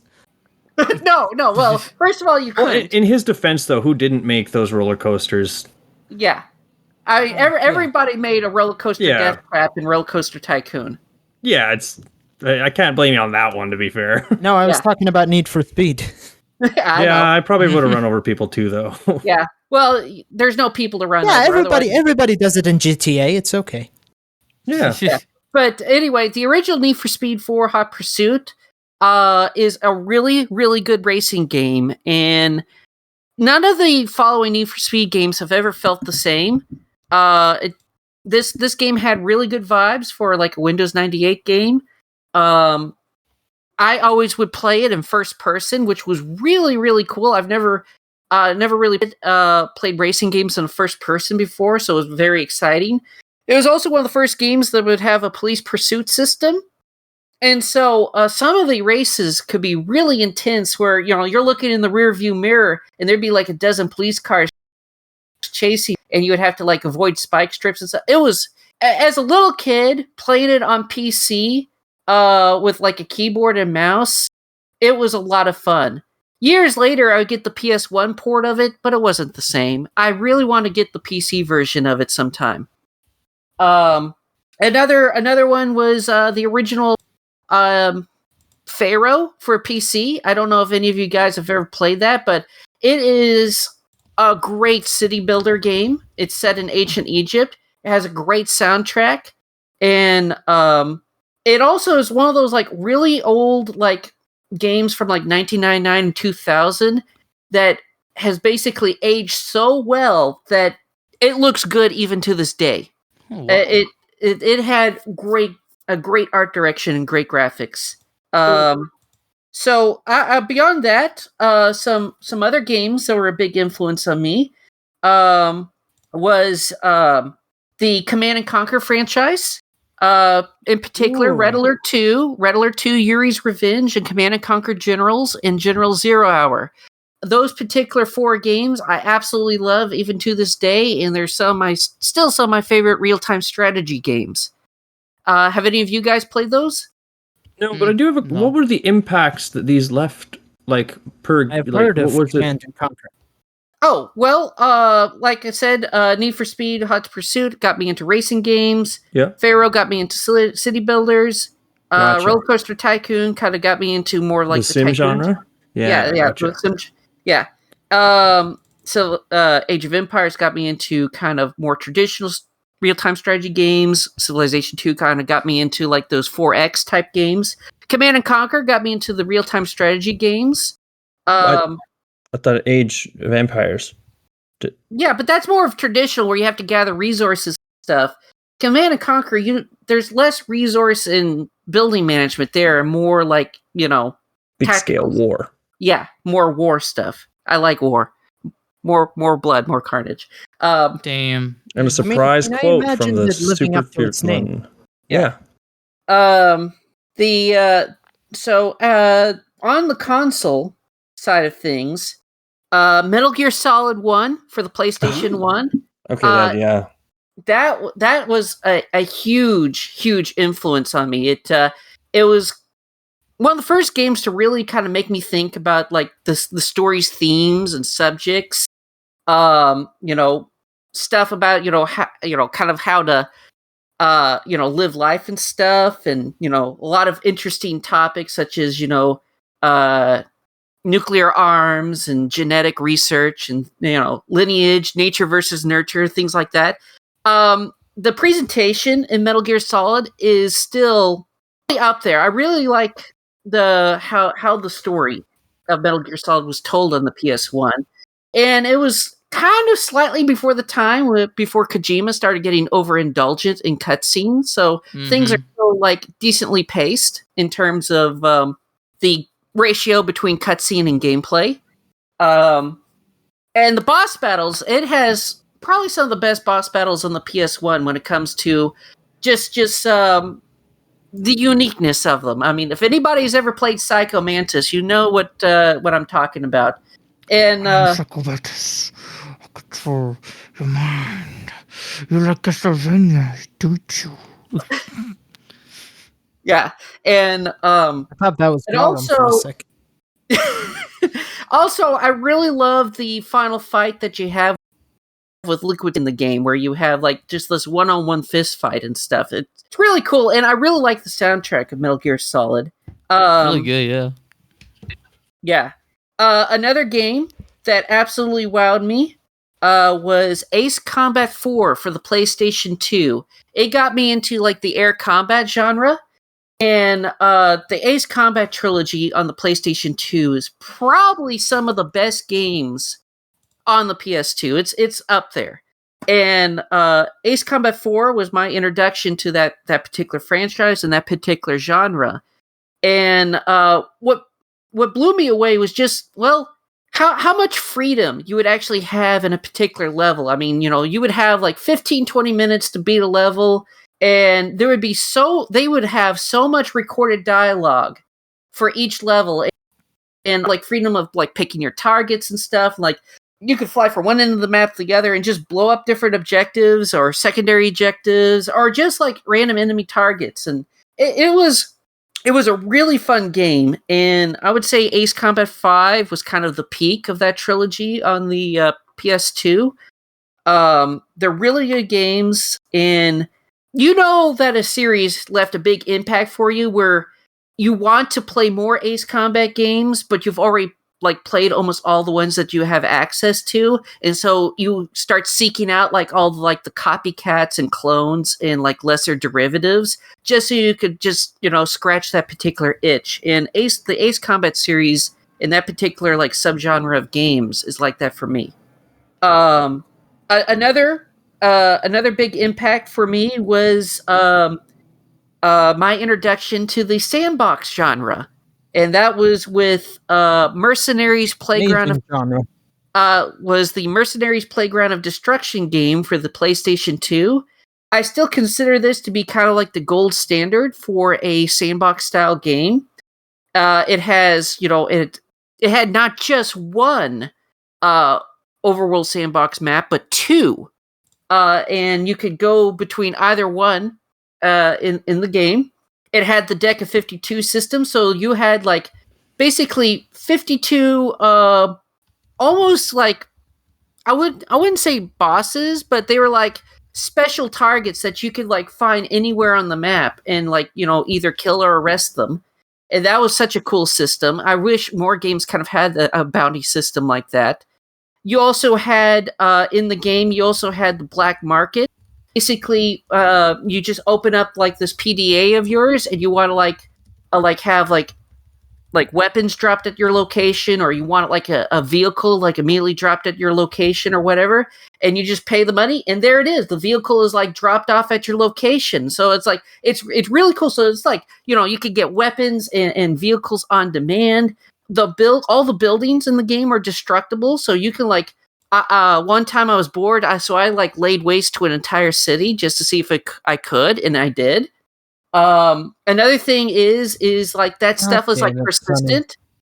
So it's like, so if you like destroy a bridge or like blow up like a building or something, it'll stay destroyed for the rest of the game, which I was really impressed with.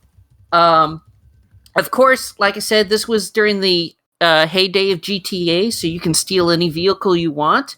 But one of the cool things is, is that this game had a faction system too. So if you're in like a vehicle belonging to a particular faction and you don't do anything out of the ordinary for a few minutes, you'll be disguised as a member of that faction.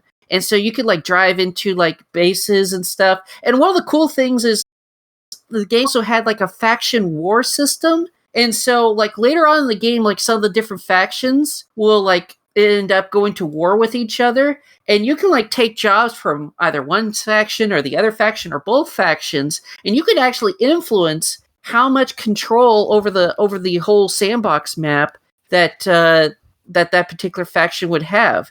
And so it is a great sandbox game, and one of the better ones out there. So another game would be Battlefield 2 Modern Combat for the original Xbox and PlayStation 2.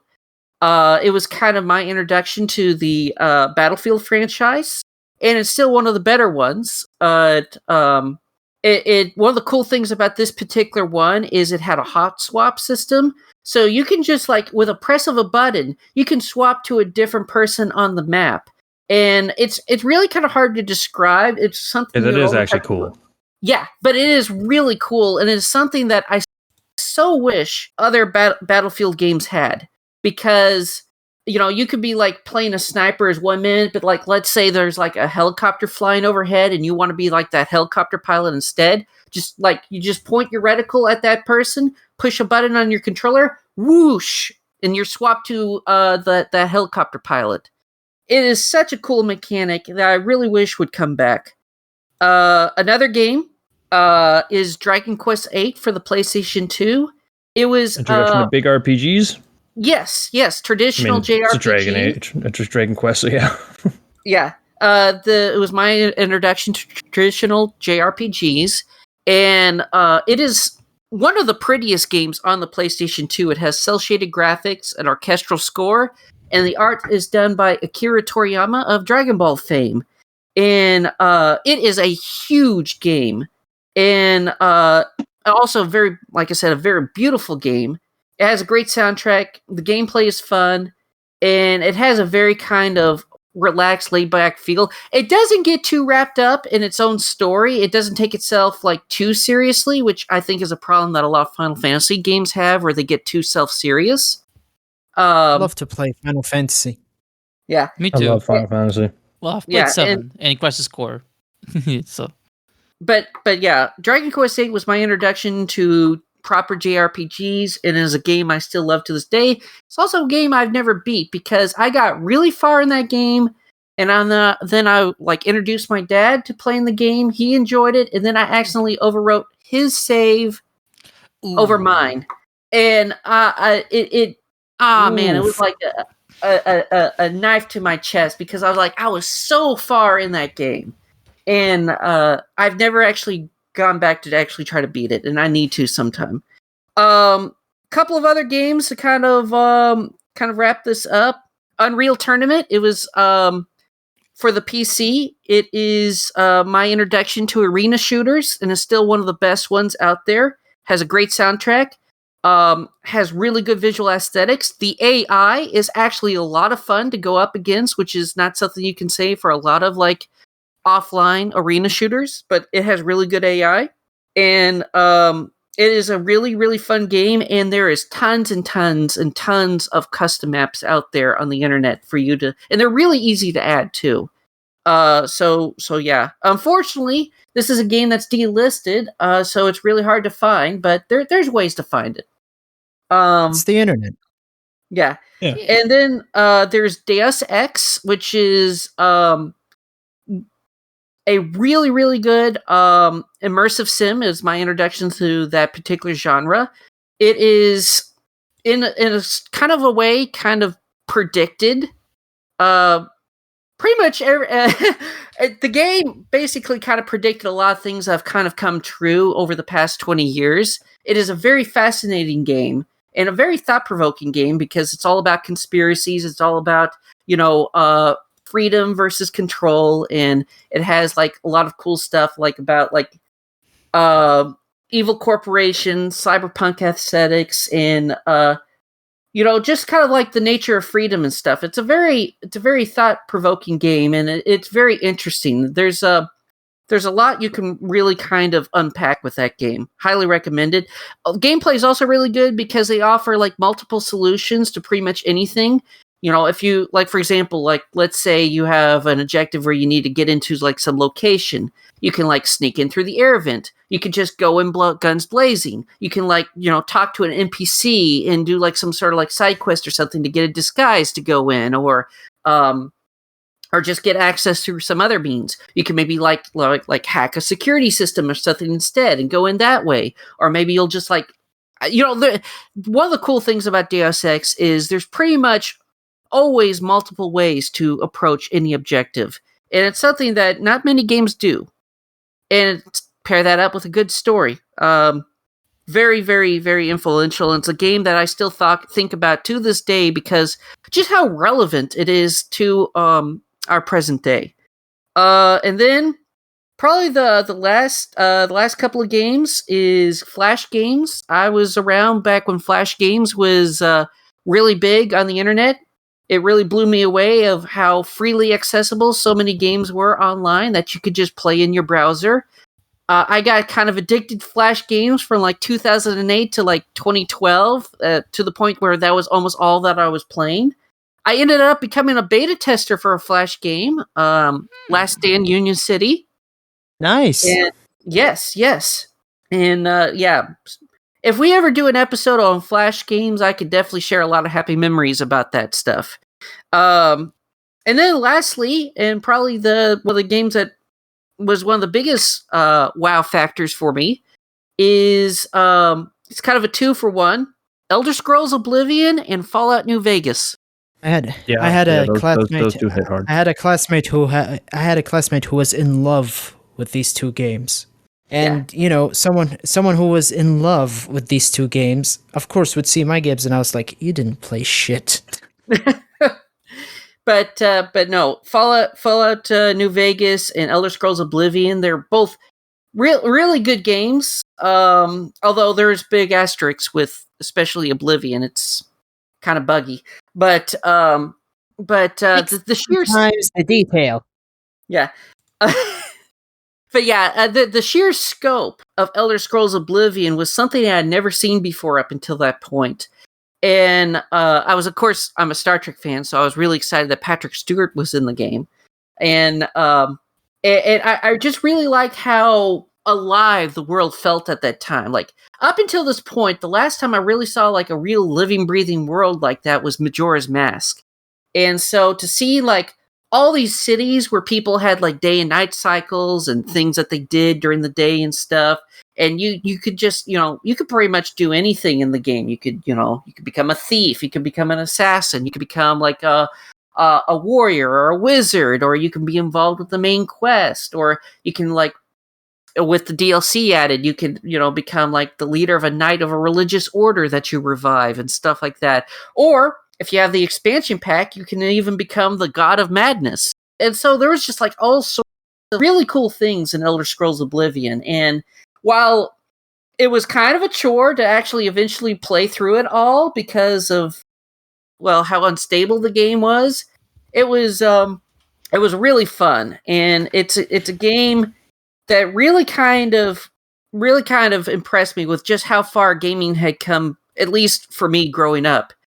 Fallout New Vegas basically took everything that was great about Oblivion it made it even better because not only did you have like the same kind of scale that Oblivion had, but then now you paired it up with actually really good characters and a really good story and a faction system, which I love, and also it really gives the player some real agency on what you want to do because every faction in that game, even Caesar's Legion, makes compelling arguments on why they should be the ones to take over the Mojave Wasteland.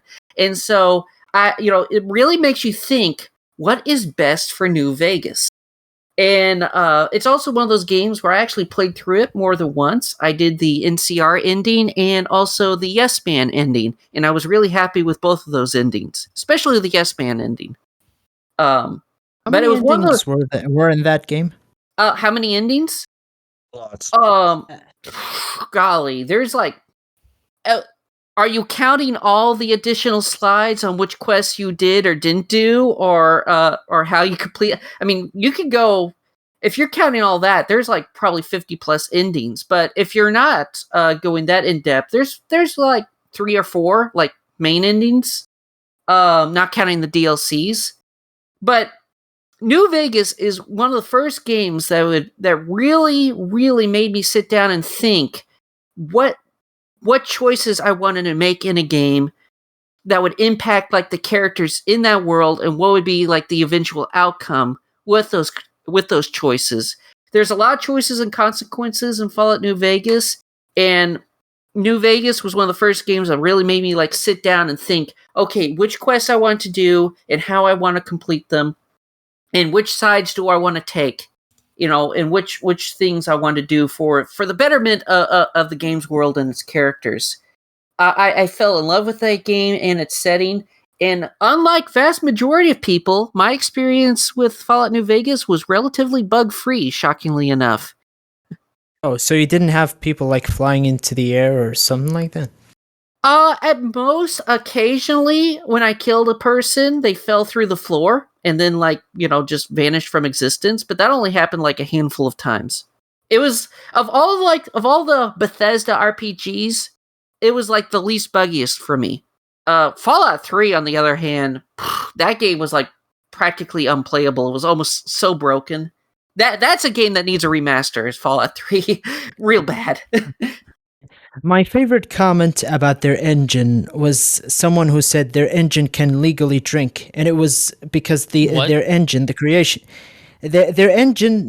They said that the engine that was made for the games that for Bethesda's games, they said the creation engine is now 21 years old. It can now legally drink because they didn't upgrade it that much. Amazing. Yeah. But yeah, so those are all the games that at least in rapid fire, really, really influenced me in major ways. Alrighty, not bad. Yes. Mm-hmm. I like the variety in your list, Sonny. Thank you. Yeah. When I was younger, I got a lot of games did wow you. Yeah. Well, when I was younger, I had a lot more free time where I was, at one point I was almost playing a new game almost like every 2 or 3 weeks. Unfortunately, my life is so busy now that I'm lucky if I can get to play a game even once a month. I have like video game withdrawals. It's like Yeah, adulting is fun. Yeah. All right, guys. I guess that pretty much just leaves mine. Hey. Okay. You can, go ahead. You can. No. Take it away. I was actually gonna save my note for last because I wasn't aware that we're gonna be talking about a lot of games, so I made mine as short as possible to not eat up anyone else's time. Well, I kept mine simple as well because I didn't really want to say that many games because I already kind of said that in my second topic. Yep. The idea is so for instance mine was actually again a bit of an age gap, but the launch of Halo 3, everybody's playing COD, but everybody stopped that day to play Halo 3.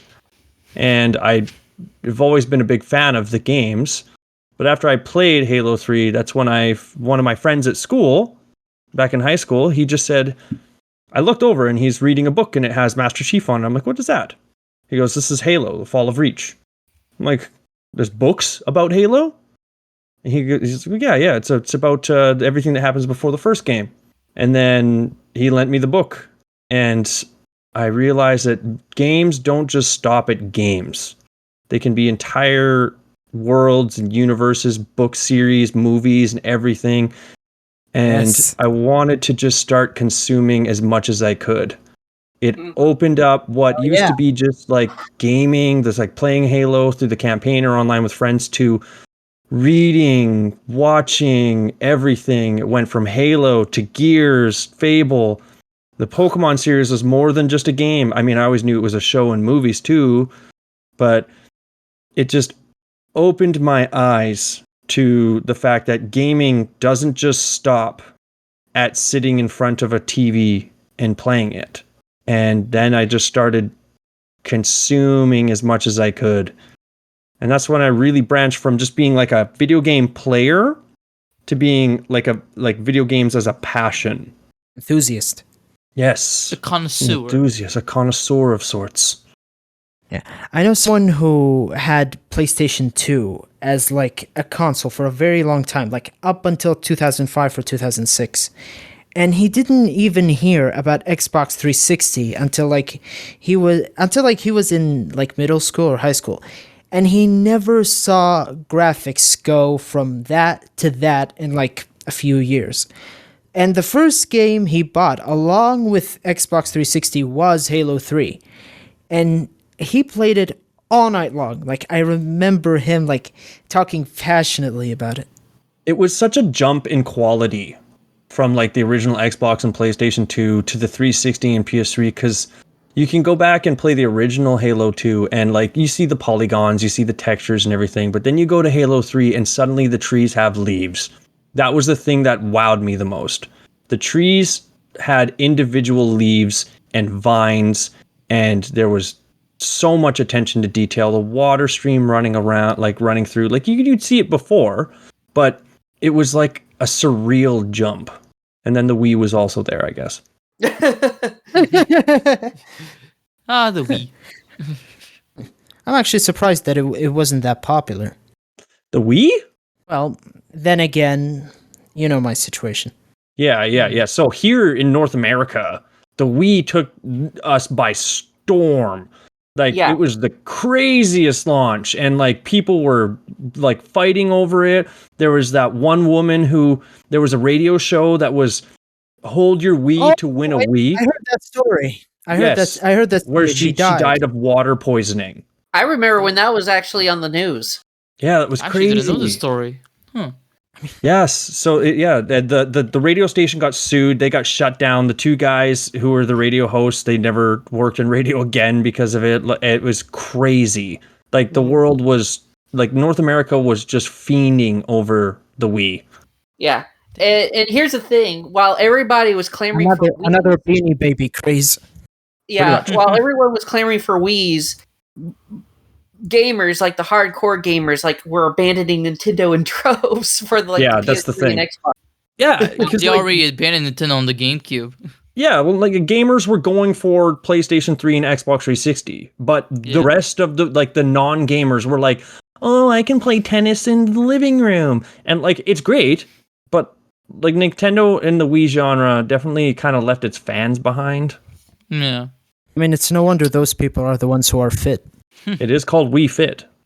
Indeed. Yeah. I will say that here in Europe, especially here in Portugal, the Wii was actually the first home console from Nintendo where people actually gave a shit about.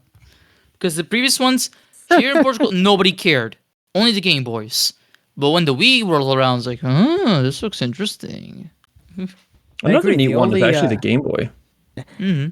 Yeah, I agree. The only Nintendo console that we've actually cared about was the Game Boy. I didn't see anyone own an SNES. I didn't see anyone own a 64. I didn't see anyone owning a GameCube, and certainly I didn't see anyone owning a Wii. Everyone, but everyone, and I mean everyone, had Game Boys. My sister used to play the Tom and Jerry game on that, and I only played it like 2 times, and I was so mad that it was only 2 times that I actually got to play with the damn thing. Funnily enough, even though the Nintendo 64 wasn't really popular here, two of my cousins from different sides of the family actually had one. I'm really glad that you did a shout out for like the Halo tie-in novels. While I never actually read those particular novels myself, the Resident Evil novels and the StarCraft novels were my introductions to both of those franchises. I actually read the tie-in novels for both of those series long before I ever actually played the games. Yeah, once you realize that it doesn't just stop at games. Like that was the wow for me. That was what opened the doors. Like Mo mentioned that like he was watching a streamer, and that music opened those doors for him. Like it was crazy. Yeah. It's actually one of the reasons why I value music and storytelling. But I would say Toby Fox is I wouldn't say Toby Fox is my favorite composer because Ennio Morricone exists. So yeah, but still started somewhere, right? Maybe it was a Super Nintendo controller in our hands when we got our N64 Star Fox 64 cartridge. Couldn't play it. We were watching a YouTube video, or we just saw something and we were like, I want to try that. The games that made us, right? Yeah. Indeed. Is it okay if we take a detour? Yeah. If you still have some things to bring up about the games that made you, Mo, by all means, go ahead. I think Sonny's pretty much gotten most of his out of his system. Yeah. I wasn't really that clear on there was one side that I actually wanted to mention but forgot to mention, and it also ties in with Deltarune as well, because Deltarune is more of a high school drama than anything else. Two teenagers fall into an Alice in Wonderland-esque world where they like meet monsters made out of everyday objects and actually make friends with a lot of people. The reason why there's a very hidden reason why I actually love Undertale and Deltarune. It's because they reminded me of the days where I actually watched 90s cartoons in my living room while the other kids went out to play football. I had a special place in my heart for like anything 90s themed in cartoons. Heck, even Azrael's theme actually reminded me of Digimon, which is very, very popular where I was. I mean, people like. Let me put this let me make this like simple. Let me make this simple for you in terms of in cartoon terms. We're not that strict in terms of our age rating in cartoons. So I am not exaggerating when I tell you that at one time somebody dubbed Futurama and actually put it on a kids TV channel. Oh wow! And we yeah. Bite my shiny metal ass. No, well, they cut. I mean, yeah, they cut the action. They cut a lot of stuff, and it was. I could not imagine how they actually got that in, but they kept some episodes like when Fry ate a sandwich and they had to like go inside his system, and they even kept the section where something goes sideways through his body and you see his guts. The pipe, yeah. One game that also was like one other game that was kind of a big influence on me. Now that I think about it, was A Link to the Past for the Super Nintendo. It was at a friend's house. I got invited to play it. I had never seen a Super Nintendo before, and they had two games. One was Uni Racers, and then the other one was A Link to the Past. And A Link to the Past was kind of my introduction to Zelda, aside from a demo kiosk of Majora's Mask. And what kind of stood out to me was A Link to the Past intro, where it's kind of a pretty long intro for a Super Nintendo game. Especially compared to like Super Metroid, where it's just like, okay, here's the baby Metroid, fight Ridley. Yeah. And so the thing that kind of impressed me about that game was it was the first game I really took notice of storytelling, like the actual story of it. And I don't know, it had a really interesting story-driven introduction for a Super Nintendo game, and I think that was one of the first games I really started like taking notice of a game's story. Like I said, I was really little at the time, but yeah. Reno, anything else? I don't really have that much else to say besides the ones I said. I guess I could just mention some smaller franchises that wowed me in some ways. Like Devil May Cry that I played back in 2018 and I really enjoyed, and because of that I met a great friend of mine. Kingdom Hearts, which I finally got around to playing this year after knowing the lore and seeing fan art of it for so many years. And I've been having a blast. I plan on starting Dream Drop Distance soon. And Yakuza, because while I haven't played the series in years, I've only really played it in 2020, where I played 1, 2, 3, 4, 5, and Kenzan, and I still have yet played like 0 and the Kiwamis and 6 and yada yada. Still like hundreds of hours of Yakuza. Damn. Yeah, that is because game's big, but they had very interesting stories and characters, and it was seeing a side of like Japanese culture through a video game. I also use the series as my basis for my master thesis, so it helped me in that regard. Oh.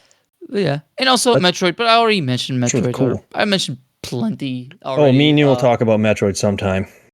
Yeah, bring me in. I haven't played some of the Prime games, I've played plenty of Metroid, and Super so great, guys. It's really good. It's hard for me to find people who play all of main series Metroid, so I've played all 2D ones. Good. And Prime 1 for remastered Prime Hunters, but Prime Hunters can go suck a dick.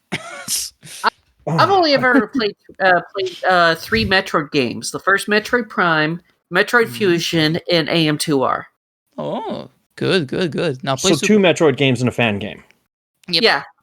Fusion was probably my favorite of the 3. That's fair. Fusion's I really like Fusion. I think I might like Super more though. Super's really good. I do prefer Super. Fusion is good. A little bit on the chatty side, but it's really good and beginner friendly some aspects. Although Zero Mission, you should play that. That is I think I like Zero more than I like Fusion. Yes, me too. Because like I love Fusion, so but fast. It's so and the additional story is just so good. Mm-hmm. Also,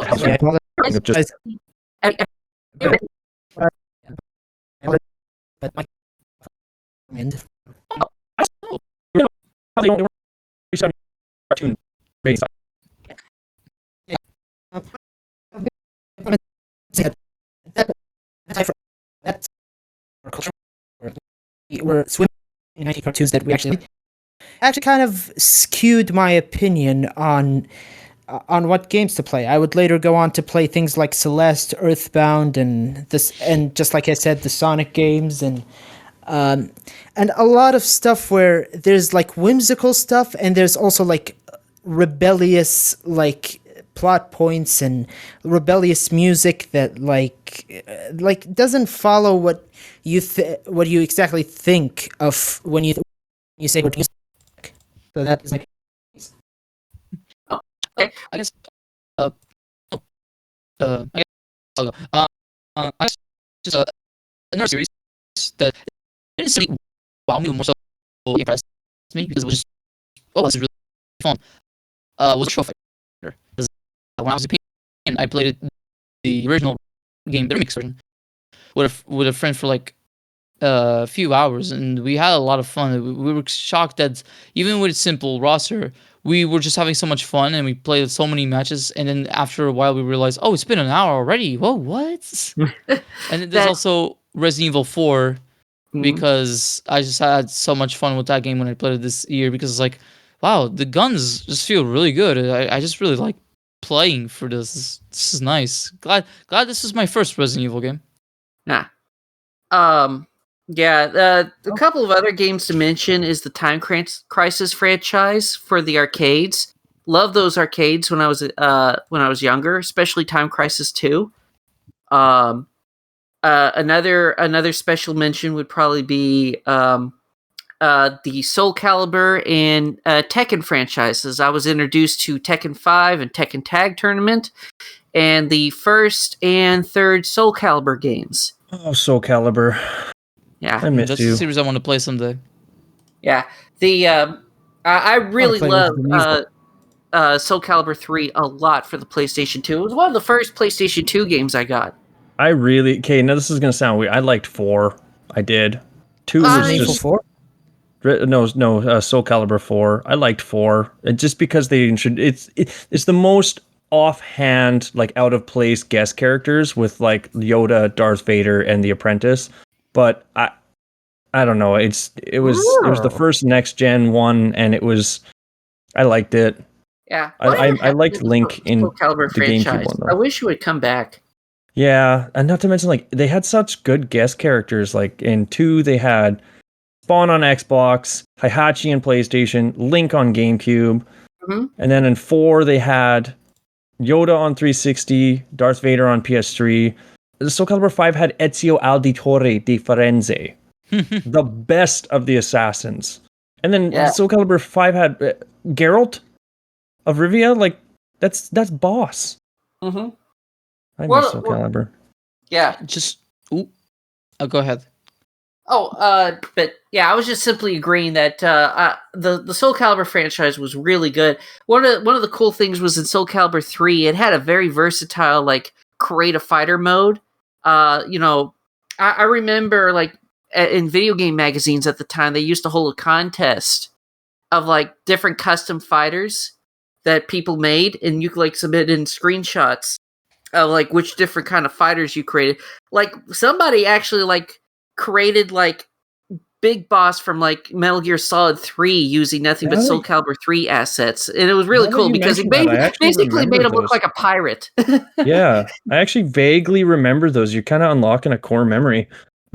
Yeah. Who else? Anybody have any other big impactful games? Big impact, not just games you liked? I think that's it for me. Yeah? Mo? I think that's it. Yeah? I think that's it. Sonny? I mean, I pretty much covered almost all the games that, had a major impact on me and my tastes in gaming and other aspects of my lives. I mean, there's probably something that'll probably come to mind in a minute. The driver games for the PS1.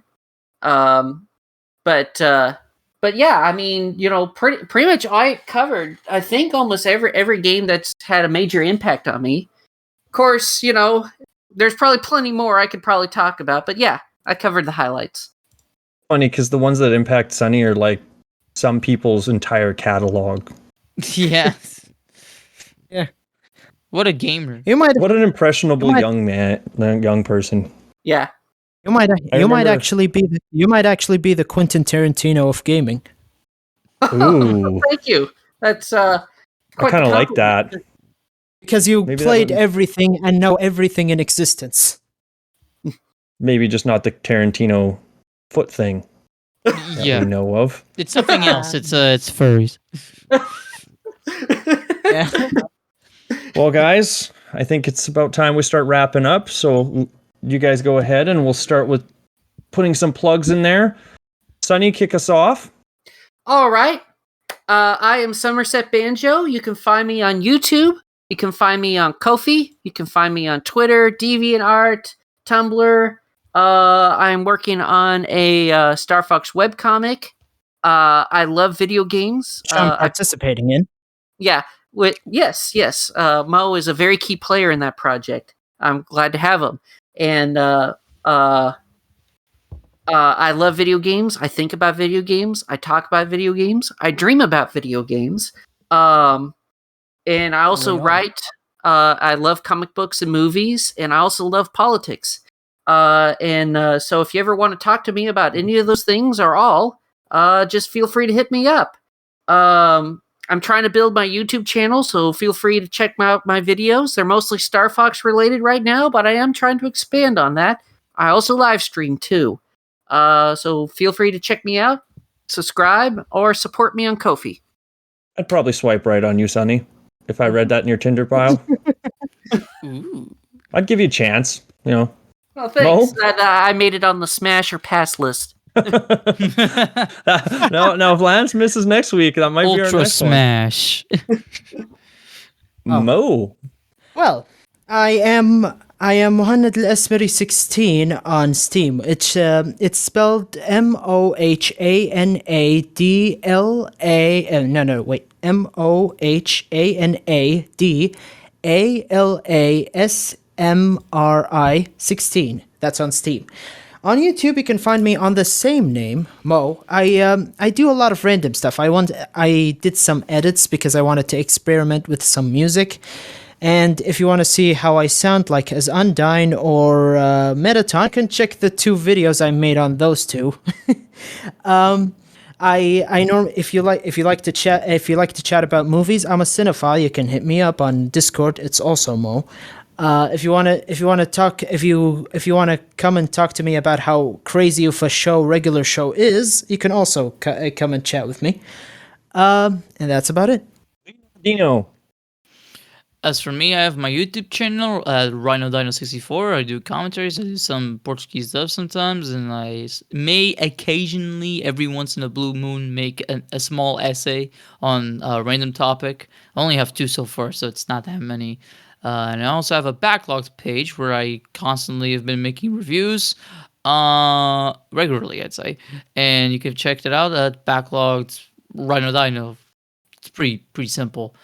I do have a Discord, but I won't really link it because don't want to. Don't come to my DMs. I will slap you if you do. Please don't. I'm tempted. Yeah, come to me instead. I love to chat to people. All right, and of course, there's me, Wobeeyert, your ever-returning guest host of Retro Reloaded. And with that, Lance, give us the intro, please. Or the outro. Give us the outro. Or the intro. It's your podcast, buddy. Well, folks, that's game over for this episode of Retro Reloaded. Thanks for joining me on this retro adventure. If you loved today's trip down memory lane, then consider helping me keep the nostalgia alive by supporting me on Patreon at patreon.com/retro-reloaded. You'll get early episodes, bonus content, and a chance to pick the next game that we reload. Feel free to let me know your thoughts about the podcast, and until next time, keep those controllers charged.